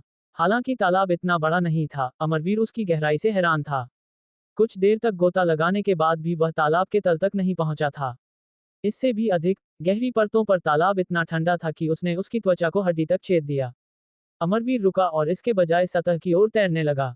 उसने दूसरों का पता लगाने की कोशिश करते हुए अपने आसपास की आवाजें सुनी। जैसा कि उसे संदेह था, दीपशेख और बाकी लोग उस तक पहुंच गए। हालांकि उसने अपने निशानों को छिपाने की कोशिश की। दीपशेख, जिसने पहले अमरवीर का पीछा करने में कुछ दिन बिताए थे, उसे स्पष्ट रूप से यह पता चल गया था कि वह कहां जाना पसंद करेगा। उनकी धीमी आवाजें सुनने के बाद अमरवीर ने अपने ऊपर से एक बड़ा छप सुना। घबराहट उसके दिमाग पर हावी होने लगी, क्योंकि उसने सोचा कि उसने दीपशेख के तिरस्कार को पूरी तरह से कम आंका था। उसने कभी नहीं सोचा था कि दीपशेख इतनी जोरदार तरीके से उसका पता लगाएगा, यहाँ तक कि झील में गहराई तक खोजने के लिए जाएगा। किसी अन्य विकल्प के बिना अमरवीर को केवल गोता लगाते रहने का विकल्प चुनना पड़ा, इस उम्मीद में कि वह पकड़ा न जाए। सौभाग्य से अमरवीर शुद्ध यांग गुप्त कला का चिंतन और अभ्यास करता है। शुद्ध यांग युआन ऊर्जा के संचलन के साथ बर्फीला ठंडा पानी उसके लिए इतनी बड़ी बाधा नहीं होगा। इस प्रकार वह दीपशेख और बाकी लोगों की तुलना में और भी गहरा गोता लगा सकता था। कुछ देर बाद कूदने वाला व्यक्ति ऊपर उठा और पानी छोड़ दिया। अमरवीर पर कोई सुराग नहीं मिल पाने पर समूह ने देर नहीं की और अन्य स्थानों पर खोजने के लिए चला गया। इतनी देर तक सांस रोककर पानी में रहने से अमरवीर को चक्कर आने लगे। भले ही उसने प्रारंभिक तत्व चरण 7 तक खेती की थी और एक नश्वर व्यक्ति से अधिक मजबूत था, उसकी भी सीमाएं थीं। शुक्र है अमरवीर शिष्यों के समूह के बिना एक सांस ले पाया। अचानक जैसे ही वह सतह पर आता रहा, उसने एक सीटी जैसी आवाज सुनी। उसने चारों ओर देखा और अपने परिवेश को स्कैन किया, लेकिन अजीब तरह से वह आवाज का स्रोत नहीं ढूंढ पाया। जैसे ही अमरवीर ने खोजना जारी रखा, आवाज तेज हो गई। एक नर्म सीटी से यह एक हवा में बदल गई। क्या यह नीचे से आ रही है? चून की आवाज कहीं और से नहीं आ सकती थी। अमरवीर ने अपना ध्यान अपने नीचे के अंधेरे पर फिर से केंद्रित किया। वह नीचे तैर गया। जैसे ही उसने सावधानी से चारों ओर देखा, आवाज और भी तेज हो गई। जब उसने और जोर से ध्यान केंद्रित किया, तो एक हल्की चमक दिखाई दी। वह स्रोत के करीब पहुंचा और एक चमकदार लेकिन काले गुफा प्रवेश द्वार का पता चला। अमरवीर की आंखें खुशी से चमक उठीं। इस तरह की आवाज पैदा करने में सक्षम होने का मतलब था कि गुफा में हवा जरूर होगी। दीपशेख से दूर ठीक होने के लिए एक सुरक्षित ठिकाना ढूंढने का मौका देखकर अमरवीर अंदर तैर गया। दीपशेख निश्चित रूप से बाहर अभी भी अमरवीर की तलाश कर रहा होगा। भले ही समूह कहीं और चला गया हो, सतह पर आना अभी भी एक जोखिम था। गुफा काफी गहरी थी, शायद 100 मीटर से भी ज्यादा। शुरू में गुफा नीचे की ओर गई, फिर क्षैतिज रूप से और बाद में लंबवत रूप से। जब अमरवीर लगभग सांस से बाहर हो गया था, तब वह हवा की एक जेब में पहुंचने में कामयाब रहा। अमरवीर ने अपने चेहरे से बूंदें पोंछने के लिए अपने हाथों का इस्तेमाल किया। उसने चारों ओर देखा और पाया कि हवा की जेब केवल एक जेब नहीं थी, बल्कि एक बड़ा खाली स्थान था। यह अभी भी गुफा का हिस्सा होना चाहिए, अमरवीर ने सोचा। छोटा तालाब एक पहाड़ की चोटी पर था, जिससे उसे एक कनेक्शन के लिए पर्याप्त जगह मिलती थी। चूंकि अमरवीर गुफा के प्रवेश द्वार से हवा सुन सकता था, वह जानता था कि वहां एक खोखला क्षेत्र जरूर रहा होगा जिसमें हवा थी। गुफा आश्चर्यजनक रूप से सूखी थी। अमरवीर जल्दी से पानी से बाहर निकला और जीवन के संकेतों के लिए अंधेरे क्षेत्र का निरीक्षण किया। उसने महसूस किया कि वहां वह और केवल वह था, और उसने राहत की सांस ली। पालथी मारकर बैठते हुए अमरवीर ने जल्दी से शुद्ध यांग गुप्त कला को चलाया ताकि उसके कपड़े सूख सकें और अपने अंदर अभी भी मौजूद ठंडे प्रभाव को बाहर निकालना शुरू कर दिया। चूंकि दीपशेख उससे कुछ खेती स्तर ऊपर था, अमरवीर आश्वस्त नहीं था कि वह अपने शरीर के अंदर की ठंडक को पूरी तरह से बाहर निकाल सकता है। शुक्र है, अमरवीर ने देखा कि उसकी युवान ऊर्जा काफी सशक्त थी। अगर यह उसके स्तर पर अन्य अभ्यासी होते, तो वे केवल असहाय रूप से ठंडक के फैलने और उनकी नाड़ियों को खराब करने का इंतजार कर सकते थे। ऐसी स्थितियों में एक अभ्यासी की ताकत आवश्यक होती है, जो जीवन और मृत्यु का निर्धारण करती है। एक अच्छा खासा समय बीत गया और अमरवीर ने काले खून का एक पोखर उल्टी किया, जिसने संकेत दिया कि उसने सफलतापूर्वक अपने शरीर से ठंडक को दूर कर दिया है। हालांकि उसका चेहरा पीला था, वह मुस्कुरा रहा था। उसे अब अपनी नाड़ियों के बारे में चिंता करने की जरूरत नहीं थी।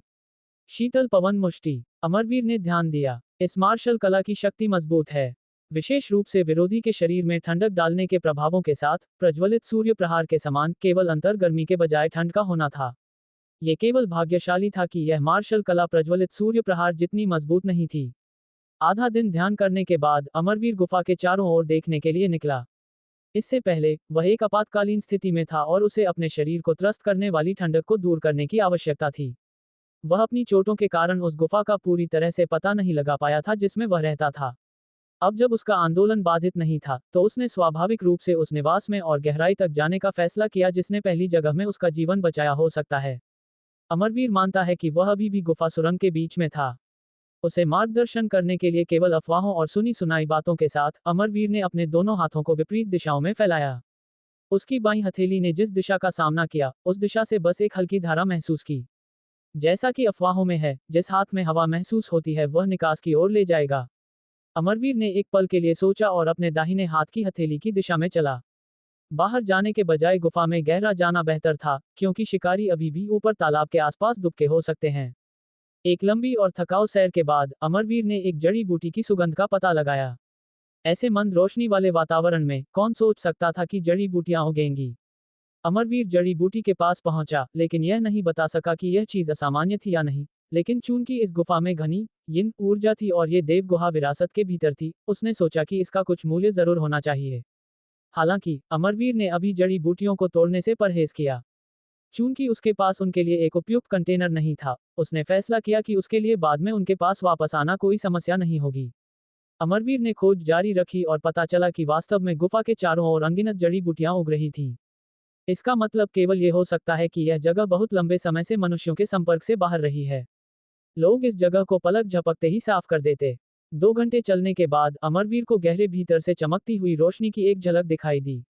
अचानक वह एक धीमी आवाज सुन सकता था जो पुकार रही थी, जैसे कि उसे रोशनी की ओर बुला रही हो। अमरवीर सतर्क हो गया और चुपचाप उसकी ओर चला गया। जैसे ही वह धीरे धीरे लेकिन निश्चित रूप से छोटी सी चमक तक पहुंचा जो उज्जवल नहीं बल्कि बड़ी हो गई, अमरवीर ने पाया कि रोशनी न तो निकास थी और न ही धूप की किरण। इसके बजाय रोशनी एक मुट्ठी के आकार के गोलाकार मनके से धीरे धीरे निकल रही थी, जैसे एक अंडाकार लालटेन, और उचित मात्रा में दृश्यता प्रदान कर रही थी। जब अमरवीर ने मनके और उसके आसपास का निरीक्षण किया तो उसने एक पुराना क्षतिग्रस्त कंकाल देखा। कंकाल पालथी मारकर बैठा था और पुरुषों के लिए एक महंगा और शानदार बैंगनी गाउन पहने हुए था। उसकी 2 खाली आंखें के सॉकेट अमरवीर को एक शिक्षक की तरह गहराई से घूर रहे थे जो अपने छात्र की मूर्खता से दंग था, जिससे उसे यह आभास हुआ कि यह कंकाल जितना दिखता था उससे कहीं अधिक था। कौन जानता है कि कंकाल के मालिक की मृत्यु के बाद कितने साल बीत चुके हैं। यिन ऊर्जा यहाँ घनी थी और यह कंकाल की उपस्थिति के कारण हो सकता था। अमरवीर ने महसूस किया कि यह कभी एक बुरा व्यक्ति था। कंकाल ने एक तरह की बुरी चीख पैदा की जिसने अभिमानी लड़के में डर पैदा कर दिया। क्या वह वही था जिसने देव गुहा विरासत बनाई? अमरवीर को अचानक एहसास हुआ कि एक अभ्यासी ने इस जगह को बनाया होगा। अगर ऐसा था तो क्या इस गुफा में विरासत नहीं होगी? अचानक अमरवीर को एक जबरदस्त टकराव सुनाई दिया जिसने उसे गहरे विचार से बाहर निकाला। अमरवीर का भाव तुरंत बदल गया क्योंकि वह घूम गया और एक विशाल बोल्डर को देखा जिसने उस रास्ते को अवरुद्ध कर दिया जिससे वह आया था। उसने मनके को वापस देखा और देखा कि यह झिलमिला रहा था क्योंकि उसके चारों ओर का स्थान अब एक जंगली चीख और जोरदार चीख के साथ गूंज रहा था। एक ठंडी हवा ने अमरवीर के शरीर पर प्रहार किया क्योंकि उसे महसूस हुई गर्मी अब उसे उसके पैर की उंगलियों और उंगलियों तक ठंडा कर रही थी। इस अप्रिय परिवर्तन का मुकाबला करने के लिए अमरवीर ने जल्दी से अपनी शुद्ध यांग युआन ऊर्जा को एक बार फिर से चलाया। उसने खतरों और दुश्मनों के लिए अपने परिवेश पर पूरा ध्यान दिया, जबकि उसने ठंड को बेदखल करने की कोशिश की। चीखना और चिल्लाना लंबे समय तक जारी रहा। वे ध्वनियां दिमाग को भ्रमित करने और परेशान करने के लिए थीं, लेकिन इस चाल का अमरवीर के अटल दिमाग पर बहुत कम या कोई प्रभाव नहीं पड़ा। जैसे जैसे समय बीतता गया, चीखना और चिल्लाना अमरवीर को परेशान करने लगा। हालांकि यह सूक्ष्म था, अमरवीर ने समझा कि आवाजें अब अलग थीं। अमरवीर ने खुद को शांत रखा क्योंकि वह उच्च सतर्कता पर बना रहा। वह गलती करने का जोखिम नहीं उठा सकता था। वह जानता था कि उसे शांत और खुद पर नियंत्रण में रहना होगा, इसलिए वह एक परिचित ध्यान मुद्रा में पालथी मारकर बैठ गया। आवाज और मनके का झिलमिलाना जारी रहा, जिससे वातावरण उदासी भरा दिखने लगा। हालांकि अमरवीर अप्रभावित था। उसका आभा और चेहरे का भाव बना रहा। कुछ घंटों के बाद चीखें और चीखें दूर हो गईं। मनके का झिलमिलाना भी सामान्य हो गया। चूंकि वह अब वापस नहीं जा सकता था, अमरवीर एक इंच भी नहीं हिला और चिल्लाया, तुम खुद को क्यों नहीं दिखाते? अमरवीर के होंठ आत्मविश्वास से मुस्कुराए क्योंकि उसने एक बार फिर चिल्लाया, जो भी इन सस्ते चालों को खेलने की हिम्मत करता है, खुद को दिखाओ। अमरवीर के चिल्लाने पर गुफा में गूंज हुई, जब अचानक एक अजीब कर्कश हंसी सुनाई दी। जब अमरवीर ने पहली बार यह हंसी सुनी, तो उसके शरीर के बाल खड़े हो गए। यह इतनी भयानक और कर्कश थी कि अमरवीर के 5 मुख्य आंतरिक अंग भी कांप गए। ये सिर्फ उसका शरीर नहीं था जो असहज महसूस कर रहा था, मन का भी हंसी से कांप गया। अमर आत्मा हमला, इमॉर्टल सोल अटैक। अमरवीर का रंग बदल गया। उसने शुरू में सोचा था कि कोई इस गुफा से दूर जाने के लिए उसे ड्राइव करने की कोशिश कर रहा था ताकि यहाँ के खजानों पर एकाधिकार हो सके, लेकिन इस बहुत ही पल में वह जानता था कि ऐसा नहीं था। एक अमर आत्मा हमला कुछ ऐसा था जो केवल एक अमर आरोहण चरण, इमॉर्टल असेंशन स्टेज में एक अभ्यासी ही कर सकता था। प्रवेश करने वाले किसी भी शिष्य ने यह नहीं किया होगा। युवा लड़के, तुम्हारी इच्छा शक्ति प्रभावशाली है। तुम्हारा साहस भी मुझे हैरान करता है। ये सोचना कि तुम इस बूढ़े आदमी के सामने इस तरह से बोलने की हिम्मत करोगे। वही कर्कश आवाज सुनाई दी और चलती रही। अमरवीर के लिए कोई जानकारी नहीं दी कि यह कहां से आ रही होगी। ये लगभग ऐसा था जैसे दीवारें बोलती हों। तुम कौन हो? अमरवीर ने अपनी गंभीर नजर बनाए रखी और पूछा। मैं कौन हूं? मुझे याद नहीं है। मैं शायद इस जगह का मालिक हूं। कर्कश आवाज लगभग हास्यपूर्ण ढंग से हंसी। तुम देव गुहा विरासत के मालिक हो? अमरवीर ने पूछने के लिए अपनी आवाज उठाई। तीनों स्कूलों के शिष्य कुल मिलाकर 1000 से अधिक लोग इस रहस्यमय विरासत की तलाश में एक साथ जमा हुए थे। ऐसा कहा जाता था कि जो कोई भी इसे प्राप्त कर सकता था और बच सकता था, वह एक दिन अपने गुरु की प्रतिष्ठित ऊंचाई तक पहुंचने में सक्षम होगा। अमरवीर ने कभी नहीं सोचा था कि वह विरासत प्राप्त करने में सफल होगा। उसने केवल खजाने और फायदे का पता लगाने और इकट्ठा करने के लिए इस जगह में प्रवेश किया। हालांकि विरासत उसके चेहरे पर सही होने के साथ वह कैसे दिलचस्पी नहीं ले सकता था। अमरवीर ने अपनी उत्साह को अपनी इंद्रियों के माध्यम से महसूस किया, भले ही वह शांत रहना चाहता था। कर्कश आवाज ने फिर से बोलने के लिए सही अवसर का इंतजार किया। ये सही है, मैं ही था जिसने इस जगह को बनाया। लड़के, क्या तुम मेरी विरासत प्राप्त करना चाहते हो? अमरवीर ने जवाब नहीं दिया। इसके बजाय उसने प्रस्ताव पर विचार करने के लिए कुछ समय लिया। मैं तुम्हें देख रहा हूं और मैंने देखा कि तुम घायल हो। क्या तुम बदला लेना चाहते हो? क्या तुम ये सुनिश्चित करना चाहते हो कि जिस व्यक्ति ने तुम्हें घायल किया है, वह तुमसे डरेगा? ये जानने के लिए कि तुम कोई आम कमजोर नहीं हो। कर्कश आवाज ने अनुमान लगाया। यह अमरवीर के कानों में बजने वाली एक राक्षस की शांत धुन की तरह लग रहा था। उसने अपनी भौहें सिकुड़ी और हस्तक्षेप किया। एक पल रुको, मैं सोच रहा हूं। तुम्हारे दिल में एक गहरी नफरत दबी हुई है। एक नफरत जो दूसरे नहीं देख सकते या कल्पना नहीं कर सकते। तुम मजबूत बनना चाहते हो। तुम ये सुनिश्चित करना चाहते हो कि जिसने भी तुम्हें कभी नीचा देखा है, वह अपने कार्यों पर पछताएगा। है ना? अमरवीर शांत रहने की कोशिश कर रहा था, लेकिन क्रोध जल्द ही उसकी जगह ले ली, जो केवल उस शुद्ध शक्ति के विचार से उत्साहित और प्रोत्साहित हुआ जो उसे मिल सकती थी। उसका माथा सिकुड़ गया और वह ऐसा लग रहा था जैसे वह संघर्ष कर रहा था। हालांकि आवाज ने जो कहा वह नैतिकता के मामले में कुछ हद तक गलत था, ये सही ढंग से बोला। अमरवीर ने वास्तव में गहरे अंदर ऐसा महसूस किया। अमरवीर ने एक नर्म लेकिन मजबूत कांपती आवाज में बात की, ये सही है। अगर तुम ऐसा चाहते हो, तो बस सिर हिलाओ और यह बूढ़ा आदमी तुम्हें मेरी विरासत दे देगा। क्या ये तुम्हारे लिए उनसे बदला लेने का एक शानदार अवसर नहीं है? आवाज जारी रही। क्या तुम ऐसे अवसर को अस्वीकार करने को तैयार हो? बस एक साधारण सिर हिलाना। अगर तुम इस मौके को छोड़ देते हो, तो सुनिश्चित करें कि तुम इस पर पछताओगे नहीं। आवाज ने लगातार दालों में अमरवीर को संदेश दिया, जिससे उसे भ्रमित महसूस हुआ क्योंकि उसे धीरे धीरे गुमराह किया जा रहा था। आप उसकी आंखों में भ्रम देख सकते थे, जैसे उसका सिर थोड़ा हिल गया। उसके होंठ खुल रहे थे और बंद हो रहे थे जैसे कि वह इस अवसर को स्वीकार करना चाहता था। फिर अमरवीर का भ्रम दृढ़ संकल्प में बदल गया। उसका चेहरा अब एक ऐसे व्यक्ति का था जिसने डर महसूस किया और उसके माथे पर ठंडे पसीने की बूंदें थीं। अमरवीर ने अभी जो किया था, उसका कोई ज्ञान न रखने वाले विरोधी व्यक्ति ने एक बार फिर पूछा, ठीक है, तुम क्या चुनते हो? अब अमरवीर की कोई प्रतिक्रिया नहीं होने पर कर्कश आवाज हैरान लगी, अपनी जीभ को काटकर खुद को जगाने को तैयार होना। क्या प्रभावशाली इच्छा शक्ति है? तुम कौन हो? और तुमने अभी मेरे दिमाग में हेरफेर करने के लिए किस तकनीक का इस्तेमाल किया?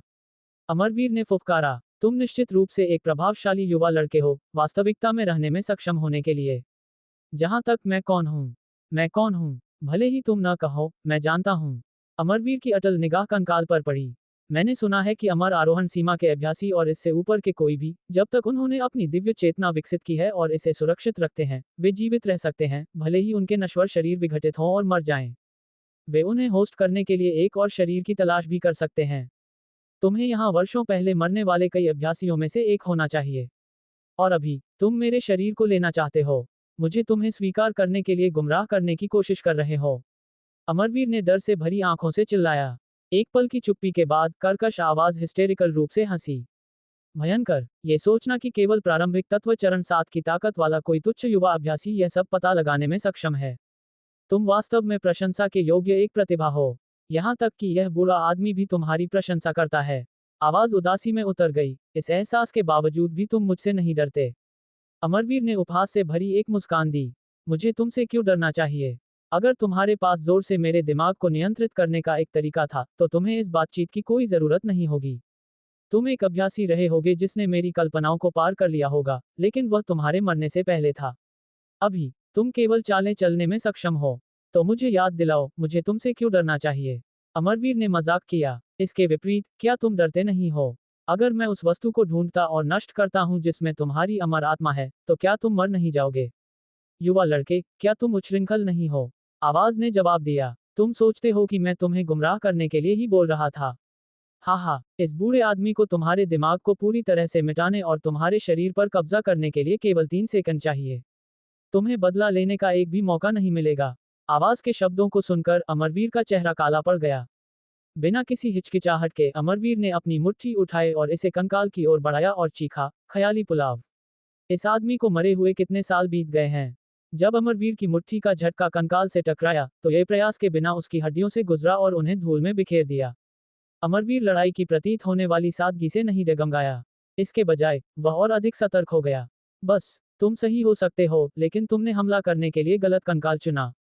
आवाज ने आत्मसंतुष्टि से मजाक किया क्योंकि मन का अचानक मंद हो गया और मनके से एक भ्रमकारी चेहरा उभरा, जो काली चीख से भरा हुआ था। चेहरा भयानक लग रहा था, जैसे कि यह जीवन के लिए कम या कोई चिंता नहीं रखने वाला एक दुष्ट आत्मा था, जैसे कि उसने बिना पलक झपकाए जो कुछ भी चाहता था उसे मार डाला। अमर आत्मा कंकाल के अंदर नहीं थी, ये रोशनी बनाने वाले मनके के अंदर थी। अमरवीर भयानक मनके पर हमला करने वाला था, लेकिन नए चेहरे ने अपना मुंह खोला क्योंकि एक भेदी चीख ने अमरवीर को बहरा कर दिया। इससे उसका दिमाग ऐसा महसूस हुआ जैसे उसे 1,00,000 सुइयों से छेदा गया हो। अमरवीर तब जानता था कि कंकाल ने झूठ नहीं बोला था। कंकाल द्वारा हमले का परिणाम केवल असंख्य और संभवतः अधिक सबूतों में से एक टुकड़ा है जो उसे बलपूर्वक अपने शरीर को उससे लेने की अपनी क्षमता को साबित करता है। जैसे ही अमर आत्मा अमरवीर के शरीर में समाती रही, उसने अपनी ही छाती से एक उन्मत्त हंसी सुनी।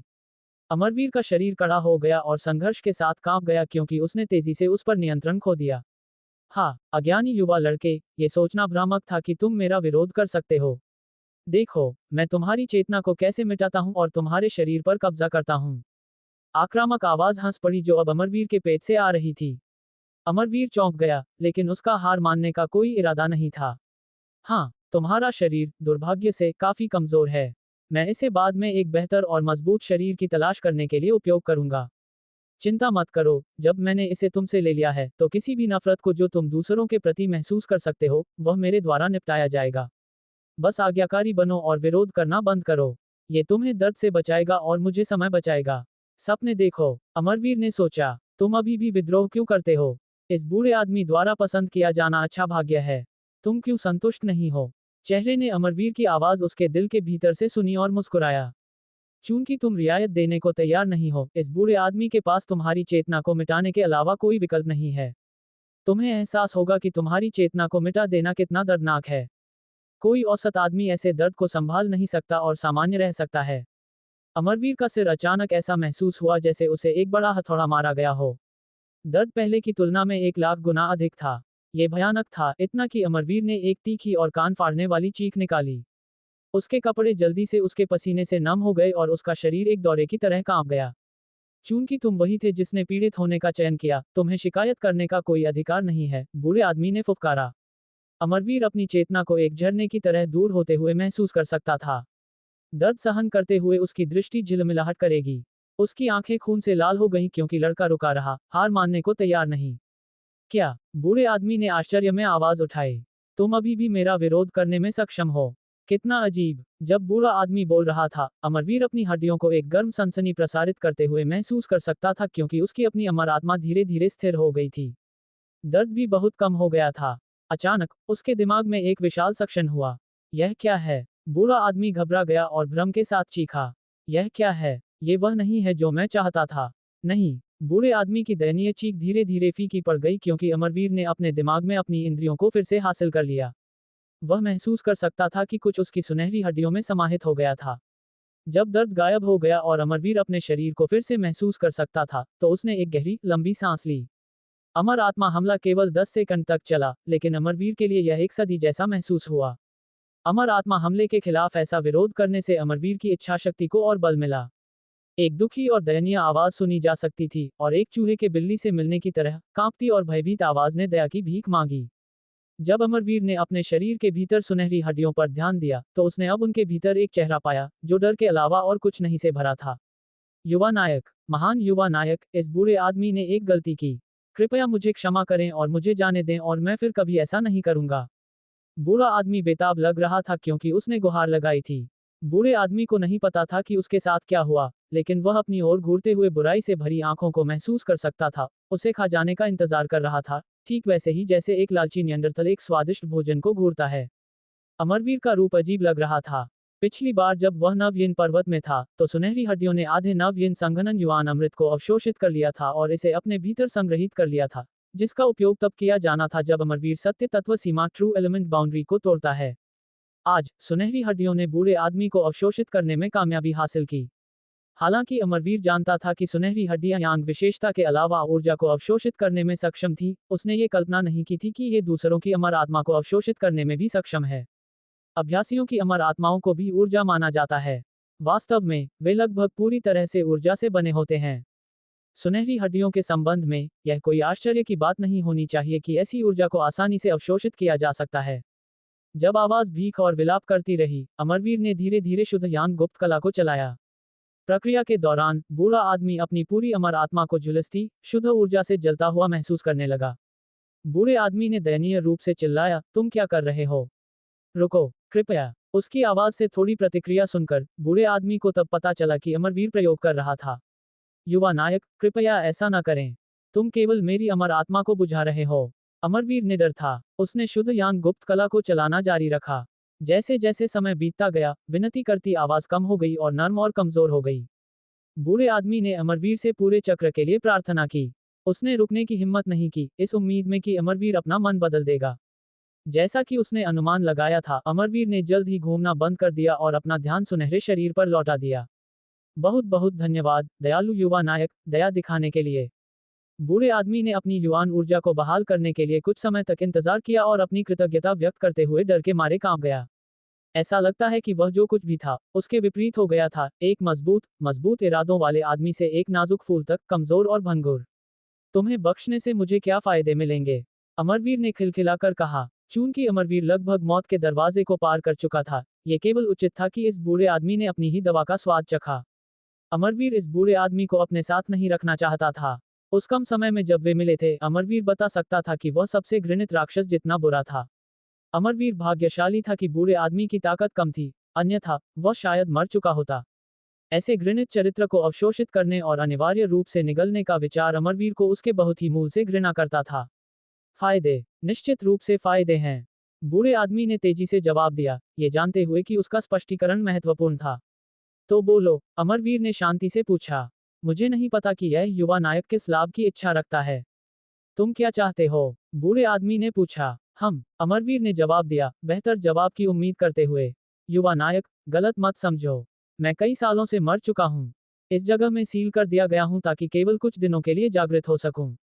मेरे व्यापक अनुभव के साथ, मैं निश्चित रूप से फायदे दे सकता हूँ। कृपया मुझे याद करने के लिए बस एक पल दें। बूढ़े आदमी ने खुद को सही किया क्योंकि वह डर के मारे ऐंठन के साथ मरोड़ गया।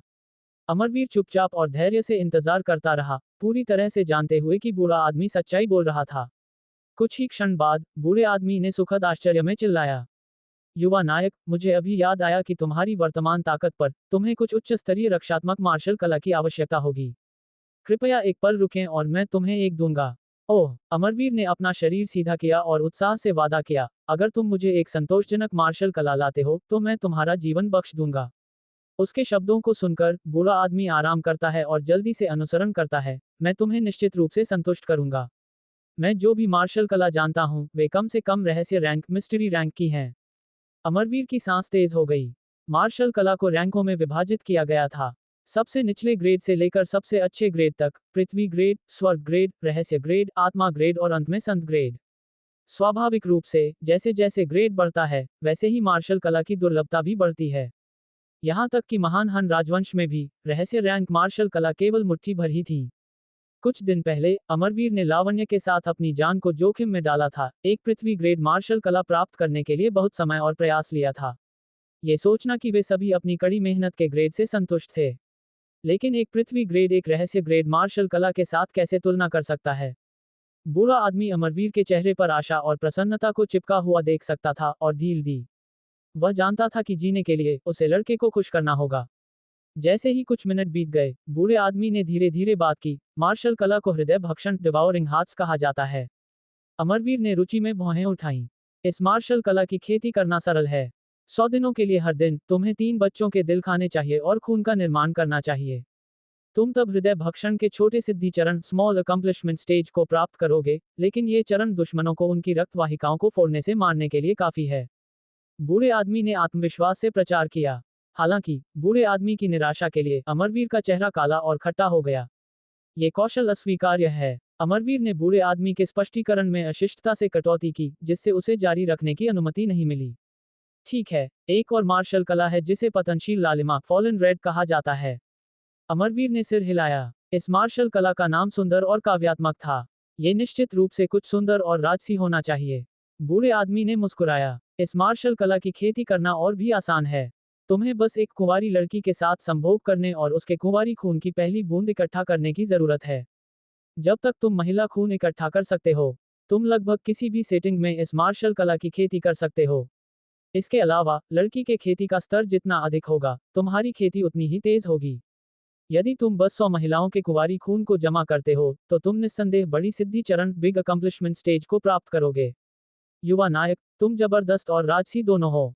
एक दिन में 10 कुंवारी लड़कियों के साथ एक रात बिताना तुम्हारे लिए एक सरल कार्य होना चाहिए। बस एक 10 दिनों में तुम बड़ी सिद्धि चरण तक पहुंच सकते हो। अमरवीर अनिश्चित लग रहा था और सवाल किया, क्या ये बस यांग ऊर्जा के विकास को पूरक करने के लिए यिन ऊर्जा को इकट्ठा नहीं कर रहा है? हाँ, युवा नायक चालाक और ज्ञानी है। ये यांग को पूरक करने के लिए यिन को इकट्ठा कर रहा है। एक और बूढ़ा आदमी डूब गया, लेकिन अपनी जान को खतरे में पड़ने के विचार पर जारी रहा। अगली मार्शल कला को प्रेम मुष्टि लव फिस्ट कहा जाता है। एक और नहीं, एक और बूढ़ा आदमी हैरान था। अगर उसके हाथ और त्वचा होती, तो वह भी अपने माथे से घबराहट में पसीना पोंछ रहा होता। ये सभी मार्शल कलाएं आश्चर्यजनक रूप से अमरवीर के स्वाद के लिए नहीं थीं। ऐसी बुराई की खेती करना बिजली गिरने का इंतजार करने जैसा था। क्या तुम अमरवीर के लिए एक ईमानदार और मजबूत मार्शल कला ढूंढने में उसकी मदद करने के लिए आगे की कहानी सुनना चाहोगे? तारे का निशान कहानी। उन युद्ध कलाओं की शक्ति का विचार अमरवीर के मन में लालच पैदा कर रहा था, लेकिन उसने इस लालच को हावी नहीं होने दिया। इतनी सारी युद्ध कलाओं को देखने के बाद, परमजीत नाम का बूढ़ा व्यक्ति इस बात से भयभीत था कि अमरवीर संतुष्ट नहीं हुआ। युवा नायक, एक युद्ध कला ऐसी है जो मुझे याद नहीं आ रही। मैं झूठ नहीं बोल रहा हूँ। अमरवीर ने भयावह स्वर में कहा, अगर तुम मुझे केवल ऐसी बुरी युद्ध कला तकनीकें ही दे सकते हो, तो तुम्हें जीवित रखने का क्या फायदा? युवा नायक, कृपया अपना क्रोध शांत करें। मैं पूरी कोशिश करूंगा याद करने की। अभी अभी जागने के कारण मेरी याददाश्त अस्त व्यस्त हो गई है। मुझे याद करने के लिए समय चाहिए। बस थोड़ा और समय दीजिए और मैं कुछ संतोषजनक याद कर पाऊंगा। मैं तुम्हें केवल एक और मौका दूंगा, इसलिए इसका सदुपयोग करना। हाँ, मैं निश्चित रूप से निराश नहीं करूंगा। अमरवीर ने फिर से उस बूढ़े को जवाब देने की जहमत नहीं उठाई। युद्ध कलाओं के अभ्यास में समय लगेगा और उसे एक और पाने की कोई जल्दी नहीं थी। इसी तरह, बूढ़ा व्यक्ति अब अमरवीर से बच निकलने के लिए बहुत कमजोर था। इस प्रकार, लड़के को कोई चिंता नहीं थी और वह इंतजार कर सकता था। अमरवीर ने अपने सीने से सुनहरी शिला गुटिका निकाली और उसके भीतर की सुनहरी शिराओं को महसूस करने के लिए अपनी मूल ऊर्जा युआनची को घुमाया, इसके रहस्यों पर नजर डाली। केवल ज्वलंत सूर्य विस्फोट को जानने से अमरवीर नुकसान में था। उसे विभिन्न हमलों के लिए और युद्ध कलाएं सीखने की जरूरत थी। जब अमरवीर ठीक हो रहा था, तो उसने अपनी दूसरी युद्ध कला विकसित करने की योजना बनाई। गुफा से निकलने के बाद उसे खुद को मजबूत करना था ताकि वह दबंगों से लड़ सके। इस सुनहरी शिला गुटिका के भीतर 70-80 सुनहरी शिराएं थीं। ये बहुत संभव है कि यह कोई स्वर्ग श्रेणी की युद्ध कला हो, शायद एक रहस्य श्रेणी की युद्ध कला भी। अमरवीर ने सुनहरी शिला गुटिका के भीतर के सभी चक्रणों को याद करने के लिए दिन का उजाला लिया। पिछली शिला गुटिका की तरह, जैसे ही अमरवीर ने अपनी मूल ऊर्जा वापस ली, सुनहरी शिला गुटिका जल्द ही राख में बदल गई। बाकी दिन भर, बूढ़े व्यक्ति ने याद करने के लिए अपना दिमाग खपाया। हालांकि उसने कुछ अन्य लाभ सोचे थे जो वह प्रदान कर सकता था, बूढ़े व्यक्ति ने अमरवीर को गहराई से ध्यान में देखकर बाधित करने की हिम्मत नहीं की। बूढ़ा व्यक्ति केवल चुपचाप घबरा सकता था और सुनहरे कंकाल के भीतर इंतजार कर सकता था। अमरवीर ने बूढ़े व्यक्ति की परवाह नहीं की क्योंकि वह सुनहरी शिला गुटिका से मिली युद्ध कला तकनीक पर ध्यान केंद्रित करने में बहुत व्यस्त था। वह पालथी मारकर बैठ गया और सुनहरी शिला गुटिका द्वारा निर्धारित मार्गों के अनुसार अपने शरीर के भीतर अपनी सच्ची आंग मूल ऊर्जा को घुमाया। फिर भी, अपनी नाड़ियों में एक बार चक्रण के बाद, अमरवीर ने पाया कि उसे ज्वलंत सूर्य विस्फोट को पहली बार आजमाने जैसा खोज का अनुभव नहीं हुआ। इसके बजाय, लड़के को अपने हाथों के पिछले हिस्से पर एक हल्का सा पलटवार महसूस हुआ, जिससे वह आश्चर्य से चौंक गया। क्या प्रवाह गलत था? अमरवीर को संदेह हुआ। यह असंभव है। मैंने स्पष्ट रूप से सुनहरी शिला गुटिका द्वारा निर्धारित हर चीज का पालन बिना किसी मामूली विचलन के किया। अमरवीर ने फिर से चक्रण किया और वही पलटवार महसूस किया। क्या गलत है? क्या ये युद्ध कला नहीं है? मुझे वही अनुभूति क्यों नहीं हो रही है जो मुझे ज्वलंत सूर्य विस्फोट सीखते समय हुई थी? ये युद्ध कला बाकी सबसे इतनी अलग क्यों लगती है? अमरवीर ने इस युद्ध कला के आसपास के रहस्यों का निरीक्षण करते हुए सोचा। वह कोई स्पष्टीकरण नहीं दे सका, इसके बजाय केवल धीरे धीरे अभ्यास करता रहा और महसूस करता रहा। अमरवीर ने आराम किया और फिर से अपनी मूल ऊर्जा को घुमाया। हर चक्रण के साथ उसे बार बार वही सटीक पलटवार महसूस हुआ, मानो कोई उसे पीट रहा हो। हालांकि वह जानता था कि यह हानिरहित था। जैसे जैसे और समय बीता, अमरवीर ने अपनी मूल ऊर्जा का 1000 बार चक्रण किया। 800वें पर वह दर्द महसूस कर सकता था, लेकिन वह अब पलटवार का पता नहीं लगा सका। जब अमरवीर ने अपने हाथों के पिछले हिस्से को देखने के लिए आंखें खोली, तो चौंकाने वाली बात थी कि वहां तरह तरह के निशान थे। वे अजीब थे, और अमरवीर केवल उन्हें एक तारों भरी रात के आकाश के रूप में वर्णित कर सकता था। जब अमरवीर ने अपनी मूल ऊर्जा को घुमाया, तो छोटे तारे शानदार ढंग से चमक उठे। इससे भी अधिक, अमरवीर स्पष्ट रूप से अपने हाथों के नीचे एक अदृश्य स्थान खुलते हुए महसूस कर सकता था। मूल ऊर्जा के एक चक्रण के साथ स्थान खुल जाता है, जबकि उसके हाथों के पीछे के छोटे तारे शानदार ढंग से चमकते हैं। ऐसा लगा जैसे वह स्थान भंडारण के लिए हो। थोड़ी देर और अभ्यास करने के बाद अमरवीर कल्पना नहीं कर सका कि यह युद्ध कला क्या उपयोगी कार्य प्रदान करेगी। वह इसका उपयोग चींटी को मारने के लिए भी नहीं कर सकता था, अकेले किसी अन्य साधक को क्या मारेगा। अमरवीर ने अपनी मूल ऊर्जा को घुमाना जारी रखा। अप्रत्याशित रूप से तारा निशान उसके हाथों से फूट पड़ा और उसकी उंगलियों पर एक हल्की चमकती रोशनी थी। हालांकि उसके हाथ के पिछले हिस्से पर बने तारामंडल की तुलना में नहीं, जिसने पूरी गुफा को ऐसे रोशन कर दिया मानो वह दिन के उजाले में नहा रही हो। अमरवीर ने फिर अपना हाथ जमीन में डुबोया और अपनी मूल ऊर्जा को उस स्थान में डाला, जिससे एक भयंकर कंपन हुआ। उसने जो किया था उसे महसूस करके अमरवीर चमक उठा। हालांकि यह युद्ध कला असाधारण रूप से उपभोग करने वाली थी, इस युद्ध कला के कारण होने वाला शक्ति का विस्फोट निश्चित रूप से एक साधारण बम विस्फोट के कारण होने वाली शक्ति से कहीं अधिक शक्तिशाली था। ये कम से कम दोगुनी घातक थी। अमरवीर ने अनुमान लगाया कि अगर उसने उतनी मूल ऊर्जा का निवेश नहीं किया होता जितनी उसने की थी, तो विस्फोट बहुत छोटा होता। ये युद्ध कला बहुत अजीब है। अमरवीर की भौहें तन गईं क्योंकि उसने इस युद्ध कला के उपयोगों को निर्धारित करने की कोशिश की।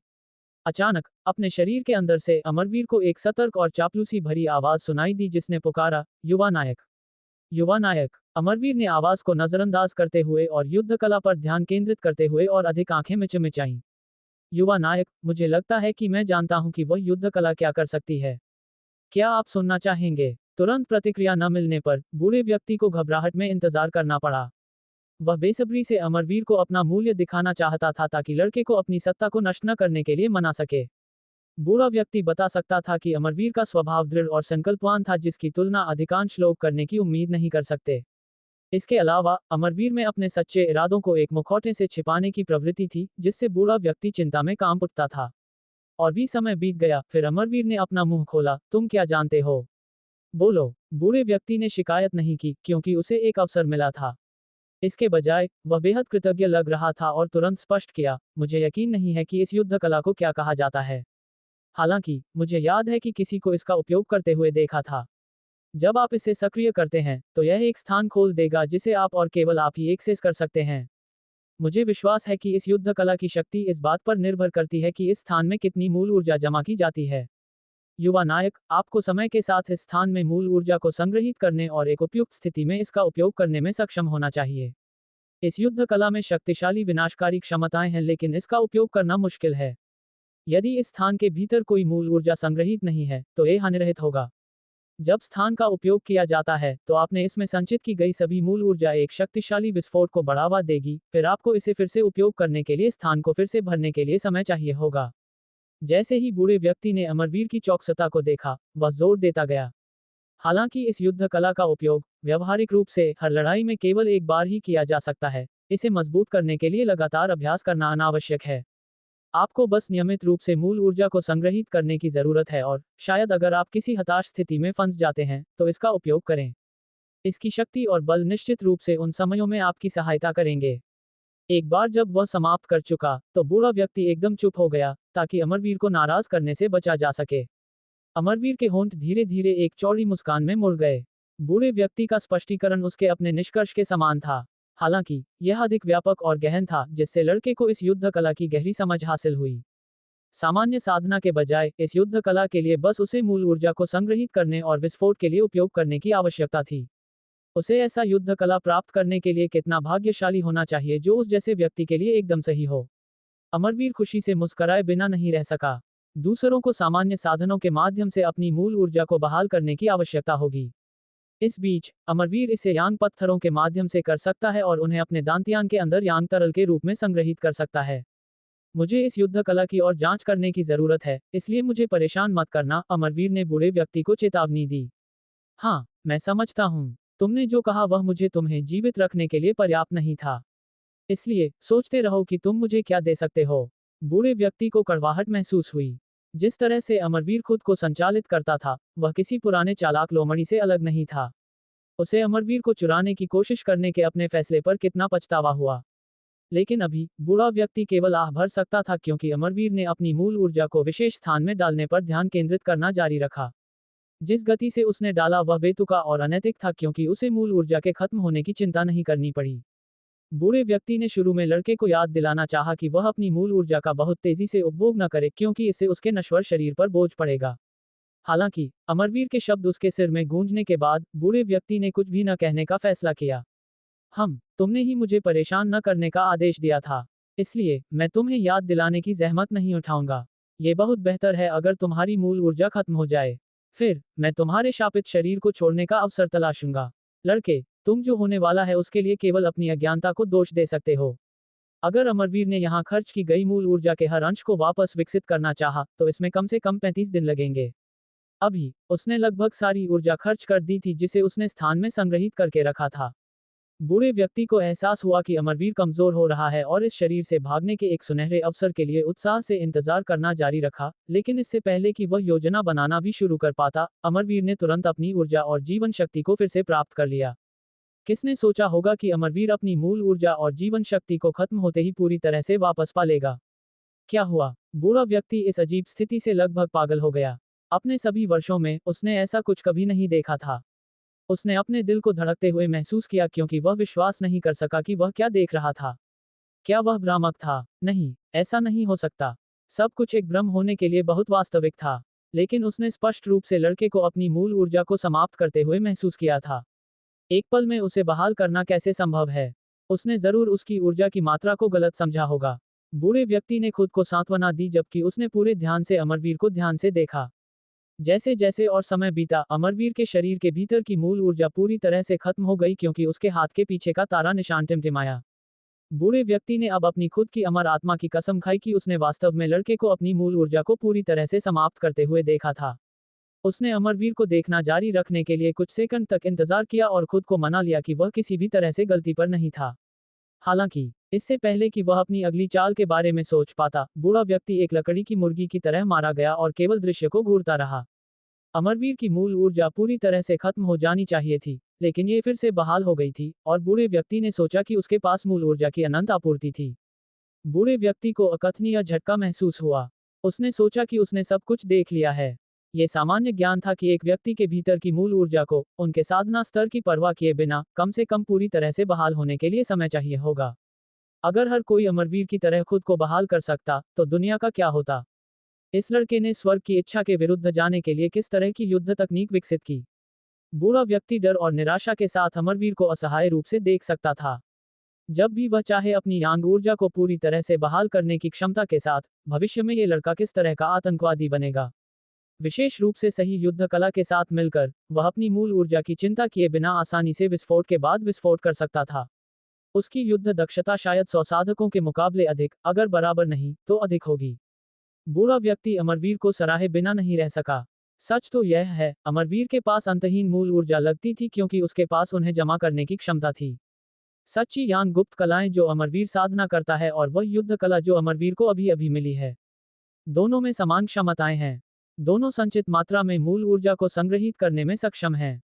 सच्ची यांग गुप्त कलाएं अमरवीर को यांग मूल ऊर्जा को अवशोषित करने और उसे यांग तरल में बदलने, इसे अपने दांतियान में संग्रहित करने की अनुमति देती हैं। इस बीच ये युद्ध कला अमरवीर को अपनी मूल ऊर्जा को एक अंतरिक्ष की जेब में डालने की अनुमति देती है, जिसका उपयोग विस्फोट के रूप में किया जा सकता है। हालांकि दोनों के बीच कुछ अंतर हैं। अपने दांतियान में अमरवीर असीमित मात्रा में यांग तरल संग्रहित करने में सक्षम है। इस बीच उसके हाथ पर तारा निशान से अंतरिक्ष अलग था। इसकी एक सीमा थी। अमरवीर ने 10 बूंद यांग तरल को मूल ऊर्जा में परिवर्तित करने में 2 दिन बिताए और इसे स्थान में इंजेक्ट किया। वह उसमें संतृप्ति महसूस कर सकता था। एक बार जब अमरवीर ने महसूस किया कि यह पर्याप्त है, तो उसने अपनी मूल ऊर्जा को फिर से बहाल करने के लिए सच्ची आंख गुप्त कलाएं को घुमाना शुरू कर दिया। जब भी उसे अपने हाथ के पीछे के तारा निशान में अधिक मूल ऊर्जा की लालसा महसूस होती, तो वह स्थान में और इंजेक्ट करता और प्रक्रिया को धोता और दोहराता। यह एक आसान युद्ध कला थी जिसे मास्टर करने में बहुत कम समय लगा। यह अमरवीर के लिए एकदम सही युद्ध कला थी। 2 और दिन बीत गए, और अमरवीर ने आंखें खोली तो पाया कि तारा निशान अब और अधिक सजीव लग रहा था। तारामंडल ऐसा लग रहा था जैसे वह वास्तविक हो और उसके हाथ पर उगाया हो। यह अब रात के आकाश के तारों के मुकाबले था।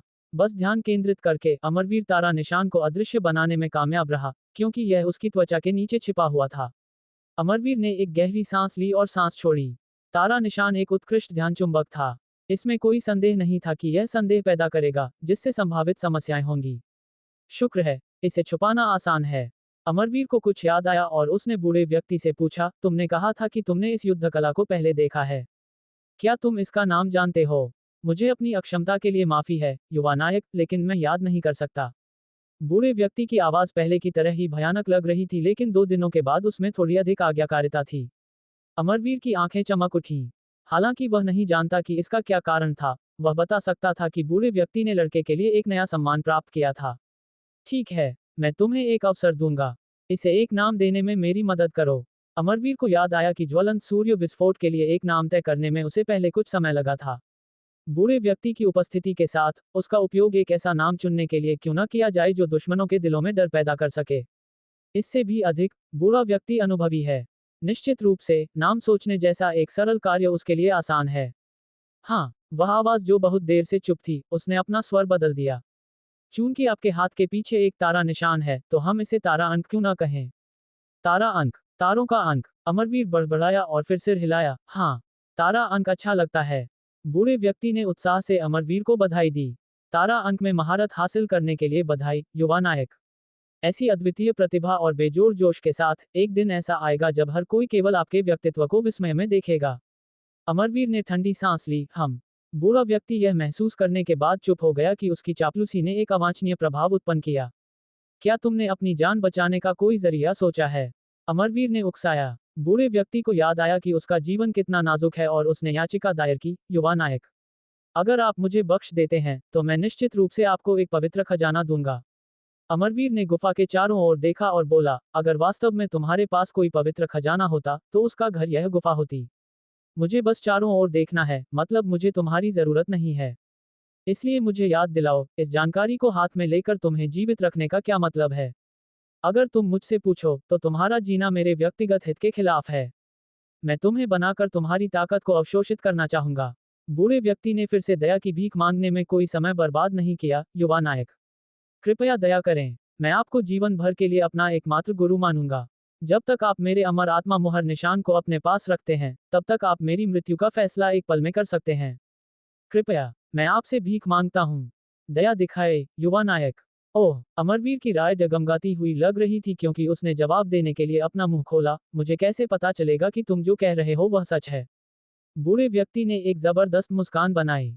मैं वर्तमान में आपके शरीर के भीतर फंसा हुआ हूं और मुझे नहीं पता कि कैसे भागना है। आप मेरी जान चुटकी बजाकर ले सकते हैं।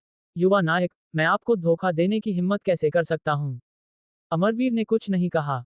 हालांकि इस तरह की बुराई को आसपास रखने का विचार उसे घिनौना लग रहा था। उसने सोचा कि उसके विशाल ज्ञान और विस्तारित अनुभव को देखते हुए उसे मारना बर्बादी होगी।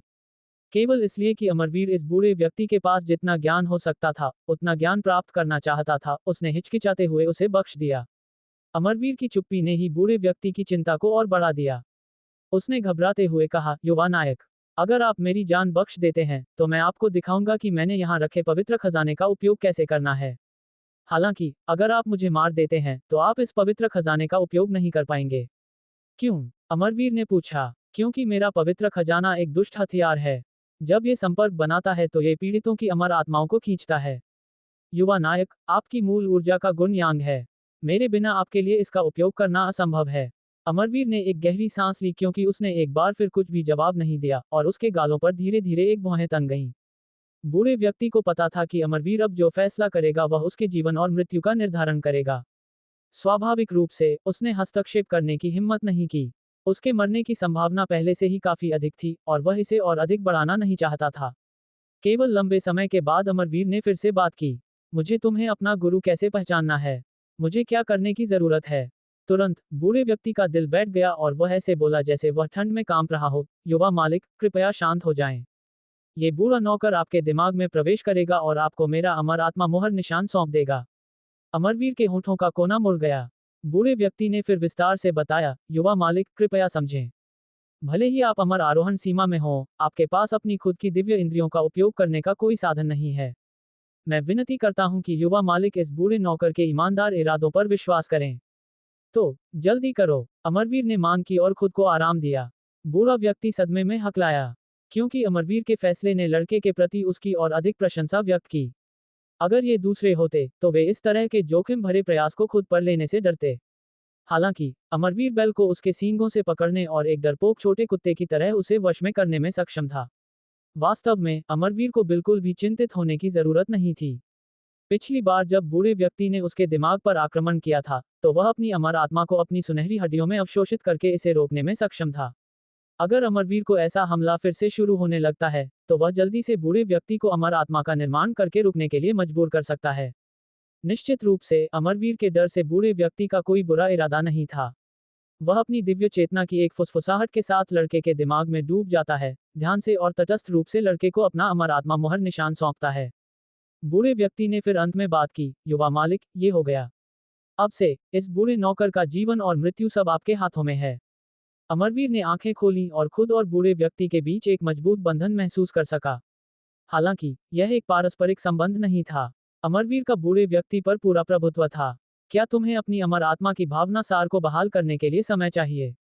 अमरवीर ने एक कोमल स्वर में पूछा। बूढ़े व्यक्ति ने जवाब दिया, आपको अपना अमर आत्मा मोहर निशान सौंपने के बाद मुझे लगता है कि मुझे वास्तव में आराम करने और खुद को फिर से भरने की जरूरत है। लेकिन युवा मालिक, आपको बहुत चिंतित होने की जरूरत नहीं है। मैं आपको कुछ भी खोने नहीं दूंगा। तो क्या आप कृपया अपना इरादा वापस ले सकते हैं? अमरवीर ने आत्मविश्वास से गुर्राया और अपना इरादा फैला दिया। अगले ही पल एक दयनीय चीख निकली। ऐसा लगा जैसे किसी को उबलते तेल में पकाया जा रहा हो। युवा मालिक, कृपया इस बूढ़े नौकर को उसकी धृष्टता के लिए क्षमा करें। मैंने जो कहा वह सच था। बूढ़ा व्यक्ति तब तक सांत्वना के लिए भीख मांगता रहा जब तक अमरवीर ने उसे जाने नहीं दिया। अगर तुमने कोई भी बेवफा विचार रखने की हिम्मत की, तो मैं तुम्हें तब तक यातना दूंगा जब तक तुम मौत की कामना नहीं करते। बूढ़ा नौकर हिम्मत नहीं करता। वह डर से कांपता हुआ लग रहा था। जो कुछ हुआ था उससे उसे पता चला था कि अमरवीर एक निर्दयी व्यक्ति था। बूढ़े व्यक्ति को पूरी तरह से वश में करने में सक्षम होने के बाद अमरवीर ने राहत की सांस ली। मैं तुम्हें क्या कहूं? अमरवीर ने पूछा। बूढ़े व्यक्ति ने झिझका। आप इस बूढ़े नौकर को कुछ भी कह सकते हैं जो आप चाहें। हालांकि मुझे स्पष्ट रूप से याद है कि दूसरे मुझे वृद्ध दानव कहते थे। लेकिन मैं निश्चित रूप से नहीं कह सकता कि वह मेरा दिया गया नाम था या नहीं। अमरवीर की भौहें उसकी भौहों से दब गईं। वृद्ध दानव, तुम सच में एक शैतान के अवतार हो। वृद्ध दानव अजीब तरह से मुस्कुराया। वह अतीत की बात है, बहुत पहले की बात है। इस बिंदु से आगे ये बूढ़ा नौकर आपकी आज्ञाओं के अलावा किसी का भी पालन नहीं करेगा। तुमने जिस पवित्र खजाने की बात की थी उसका क्या? युवा मालिक, कृपया अपना ध्यान बूढ़े नौकर की विरंजित हड्डियों की ओर पुनर्निर्देशित करें। वृद्ध दानव के मार्गदर्शन का पालन करते हुए अमरवीर अपनी हड्डियों की धूल से भरे स्थान पर वापस गया और एक टुकड़ा पाया जो एक पसली जैसा दिखता था। हालांकि ये हड्डी अन्य हड्डियों से पूरी तरह से अलग थी जो एक कुकी की तरह टूट गईं। ये हड्डी पूरी तरह से काली रंग की थी। जब अमरवीर ने उस हड्डी को करीब से सुना तो वह चकित था कि उसमें से चीखों और हाउल की हल्की आवाज का पता चला। कितनी मजबूत बुरी ऊर्जा, अमरवीर ने टिप्पणी की। वृद्ध दानव ने समझाया, इस चीज को आत्मा भंजक सुआ कहा जाता है। ये बूढ़े नौकर की अपनी हड्डी में बनाया और छेनी से तराशा गया था। इसने पहले कई जानें ली हैं, इसलिए बुरी ऊर्जा थोड़ी भारी है। जब तुमने इसे परिष्कृत किया तो क्या तुमने कई अमर आत्माओं का निर्माण किया? अमरवीर ने आगे पूछताछ की। वृद्ध दानव ने एक खोखली हंसी दी। युवा मालिक बुद्धिमान है, लेकिन उस कारण से यह आपके लिए उपयोग करने के लिए उपयुक्त नहीं है। यदि आप इसे बनाना और इस पर अपना नियंत्रण करना चाहते हैं, तो मुझे डर है कि हथियार शक्ति में बहुत कम हो जाएंगे। हालांकि आपके लिए एक पुल के रूप में कार्य करने के लिए बूढ़े नौकर की अमर आत्मा के साथ आपको चिंता करने की जरूरत नहीं है। दुर्भाग्य से ये चीज बहुत अधिक मूल ऊर्जा का उपभोग करती है और मेरी वर्तमान ताकत के साथ मैं इसकी पूरी शक्ति प्रदर्शित नहीं कर पाऊंगा। खबर ने अमरवीर को परेशान नहीं किया। वह बता सकता था कि एक दिन वह अपनी सभी क्षमता के साथ इस हथियार का पूरी तरह से उपयोग करने में सक्षम होगा। वर्तमान में इसकी शक्ति पृथ्वी निम्न श्रेणी के आक्रमण खजाने के बराबर थी। मैं इसका उपयोग कैसे करूं? वृद्ध दानव ने अमरवीर को नियंत्रण के तरीके सिखाए और कुछ ही दिनों के भीतर अमरवीर ने सुआ का उपयोग करना सीख लिया। अमरवीर की उंगलियों से काली ऊर्जा निकल आई, जो आत्मा भंजक सुआ से जुड़ गई, जिससे वह उसके चारों ओर घूमने लगा। अमरवीर यह भी महसूस कर सकता था कि उसका इस हथियार के साथ हल्का संबंध था, जिसमें वृद्ध दानव की अमर आत्मा दोनों के बीच मध्यस्थ के रूप में कार्य कर रही थी। कुछ प्रयोगों से अमरवीर संतुष्ट महसूस कर रहा था। हालांकि इसे बूढ़े दानव के माध्यम से एक प्रॉक्सी के रूप में गुजरने की आवश्यकता के कारण बहुत अधिक मूल ऊर्जा का उपभोग किया गया था, अमरवीर अभी भी एक आक्रमण पवित्र खजाना प्राप्त करने में कामयाब रहा। वृद्ध दानव ने उल्लेख किया, युवा मालिक, यदि आप इसे अच्छी तरह से बनाना चाहते हैं तो इसमें बहुत अधिक समय लगेगा। अपनी बात कहते हुए वृद्ध दानव ने बेहद असहज महसूस किया। वह अभी भी अमरवीर को नाराज करने से डरता था। मेरा इसे पूरी तरह से बनाने का इरादा नहीं है। ये तुम्हारे द्वारा नियंत्रित किया जाएगा। बहुत धन्यवाद, युवा मालिक। वृद्ध दानव ने कृतज्ञता से जवाब दिया। अमरवीर आत्मा भंजक सुआ को बनाने में समय बर्बाद नहीं करना चाहता था। आखिरकार, वह पहले से ही इसे नियंत्रित करने के लिए वृद्ध दानव का उपयोग कर सकता था। उसे इसे बनाने में और समय बर्बाद करने की क्या जरूरत थी? वृद्ध दानव का जीवन वैसे भी उसका था। काली गैस की तारें अमरवीर की उंगलियों से रिस गईं और आत्मा भंजक सुआ की ओर बढ़ गईं। ये और कोई नहीं बल्कि वृद्ध दानव था, जो अपनी अमर आत्मा को आत्मा भंजक सुआ के भीतर रख रहा था। अमरवीर ने फिर से जगह के चारों ओर देखा और कुछ निराशा व्यक्त की। तुम्हारे पास केवल यही एक पवित्र खजाना है। लड़का जानता था कि वृद्ध दानव मृत्यु से पहले अपने जीवन में एक उच्च स्तरीय साधक था। ऐसे साधकों के लिए उनके पास केवल एक पवित्र खजाना होने की लगभग कोई संभावना नहीं थी। वृद्ध दानव ने एक जबरदस्त मुस्कान बनाई। युवा मालिक, आप जानते हैं कि इस जगह पर पहले एक युद्ध हुआ था जिसने सब कुछ बदल दिया था। जब मैं लड़ाई में शामिल था तो मेरे अन्य सभी सामान पूरी तरह से नष्ट हो गए थे। केवल एक चीज जिसे मैं बचा सका, वह यह आत्मा भंजक सुआ थी। युद्ध। अमरवीर का दिल धड़क गया। मुझे और बताओ। हाँ, वृद्ध दानव ने सुनाया, जबकि अमरवीर ने सुना, अपने दिमाग में कॉग्स को एक क्रॉसवर्ड पहेली की तरह जानकारी और इतिहास के विभिन्न हिस्सों को एक साथ जोड़ने का काम किया। हालांकि वृद्ध दानव बहुत कुछ याद नहीं कर सका क्योंकि उसकी सभी यादें अभी भी खंडित थीं। उसने स्मरण के पूल में जो डेटा योगदान दिया वह युद्ध में उसकी भागीदारी का पर्याप्त प्रमाण था। इससे भी अधिक दिलचस्प तथ्य यह था कि यह सिर्फ दो लोगों, एक पुरुष और एक महिला के खिलाफ एक सेना को निर्देशित करने वाला युद्ध था। हालांकि जोड़े की लड़ाई में मृत्यु हो गई, फिर भी उन्होंने विरोधी साधकों के अधिकांश रैंकों को नष्ट कर दिया। बूढ़ा नौकर लड़ाई से एक घातक घाव के साथ भागा। दुर्भाग्य से, मैं ठीक नहीं हो सका और मैं यहीं मर गया। वृद्ध दानव की आवाज झिझक और भयभीत लग रही थी। क्या तुम्हें कुछ और याद है? एक अजगर और एक फीनिक्स था। जब वे दोनों एक साथ मिलते हैं और एक दूसरे के पूरक होते हैं, तो उनकी शक्ति सभी कल्पनाओं से परे हो जाती है। यह उनके हमले के कारण था कि बूढ़ा नौकर गिर गया। अमरवीर की आंखें चमक उठीं। उसे याद आया कि कुछ दिन पहले स्वर्ग गुफा विरासत के प्रवेश द्वार के ऊपर एक अजगर और फीनिक्स आकाश को घेरे हुए थे। वृद्ध दानव चुप हो गया और डर गया लग रहा था। तो तुम्हारे अनुसार ये जगह तुम्हारी विरासत को समाहित करने के लिए नहीं बनाई गई थी? अमरवीर ने दोहराना चाहा। युवा मालिक, कृपया शांत हो जाएं। इससे पहले मैं विचारहीनता से बोल रहा था। हालांकि मेरे पास वास्तव में एक विरासत है। यदि युवा मालिक चाहें तो मुझे आपको इसे सौंपने में खुशी होगी।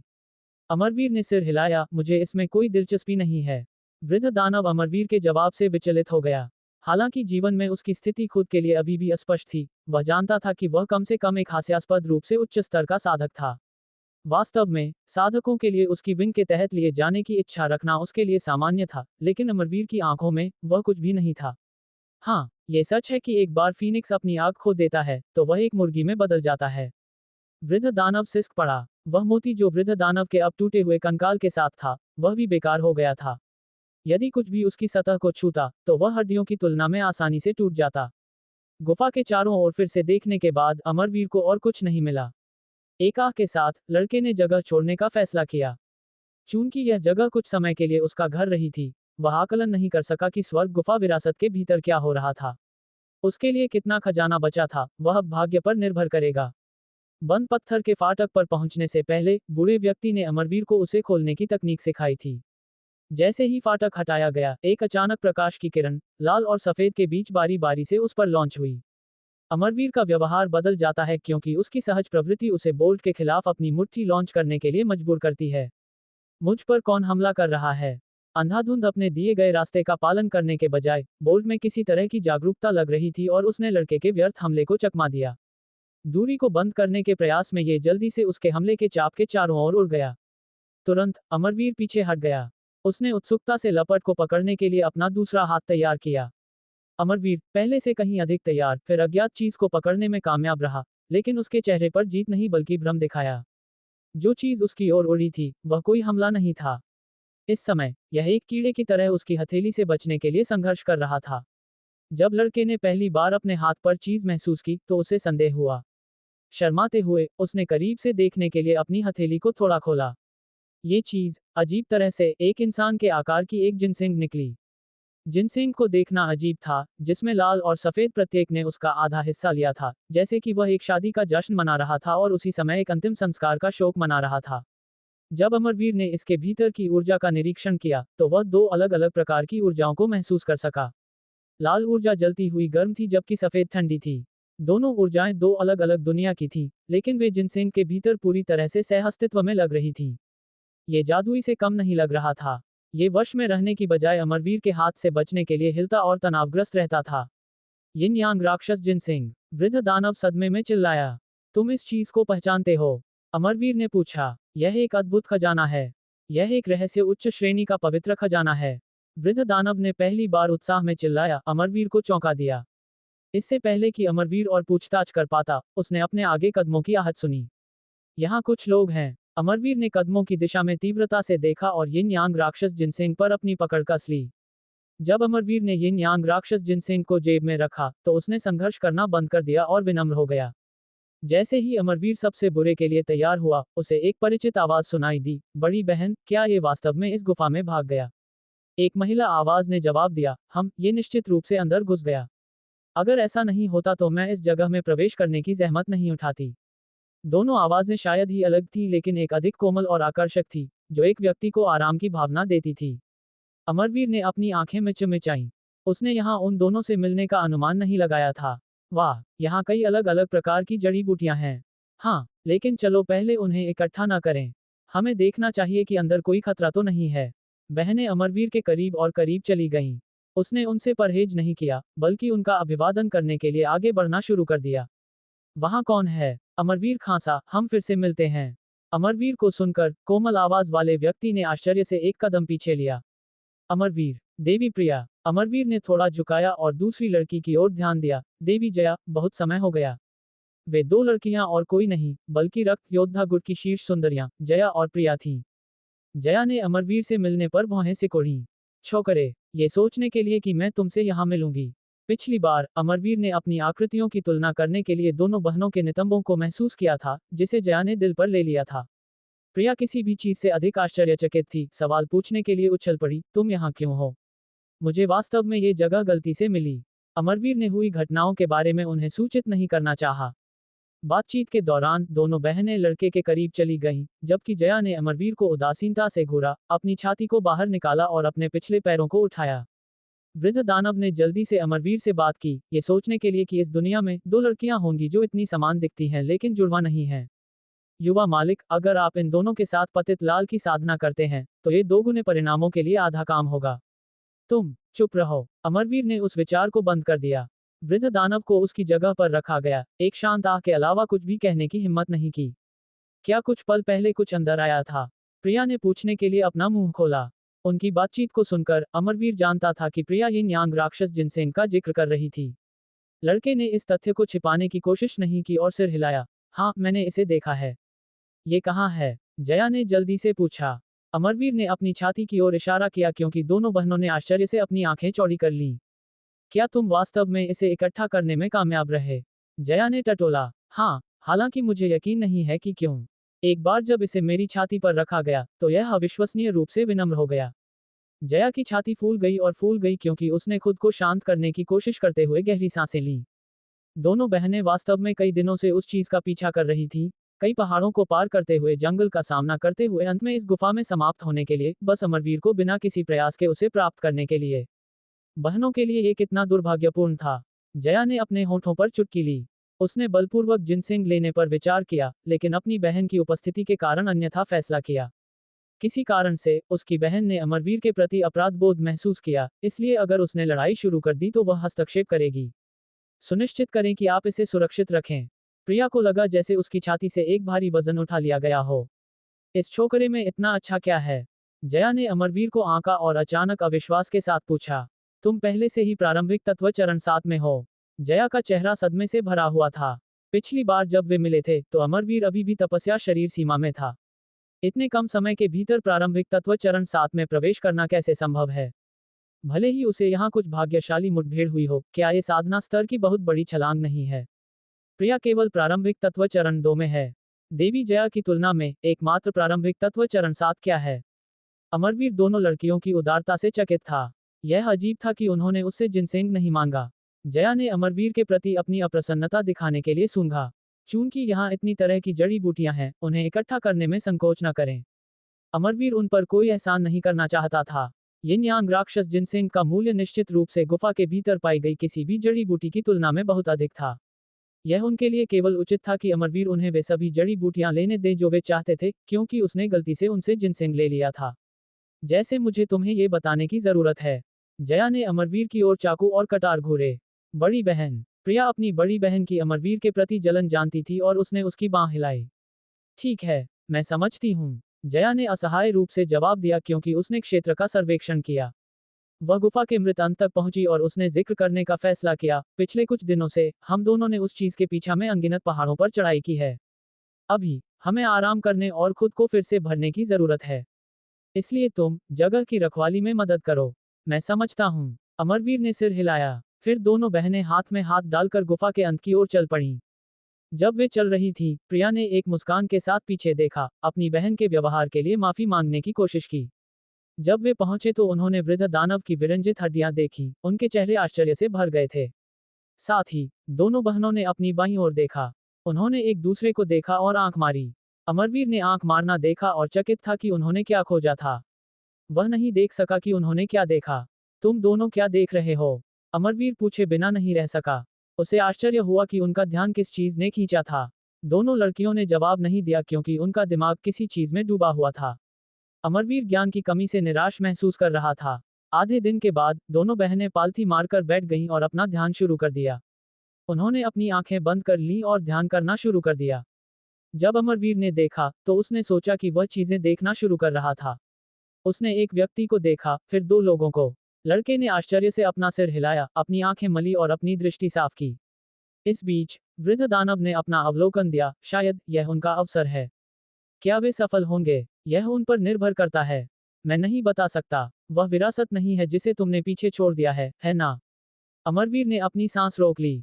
बेशक नहीं। पूरी स्थिति अजीब थी, लेकिन चूंकि उन्होंने कुछ खोजा था, अमरवीर उन्हें तब तक अकेला नहीं छोड़ सकता था जब तक वे ध्यान नहीं कर लेती। चूंकि वे किसी हद तक उसके दोस्त माने जाते थे, इसलिए वह केवल प्रवेश द्वार पर खड़ा हो सकता था और उन्हें खत्म करने के लिए शांति से इंतजार कर सकता था। ये थी आज की कहानी नॉवल ऑफ वर्ल्ड से। मिलते हैं नेक्स्ट एपिसोड में।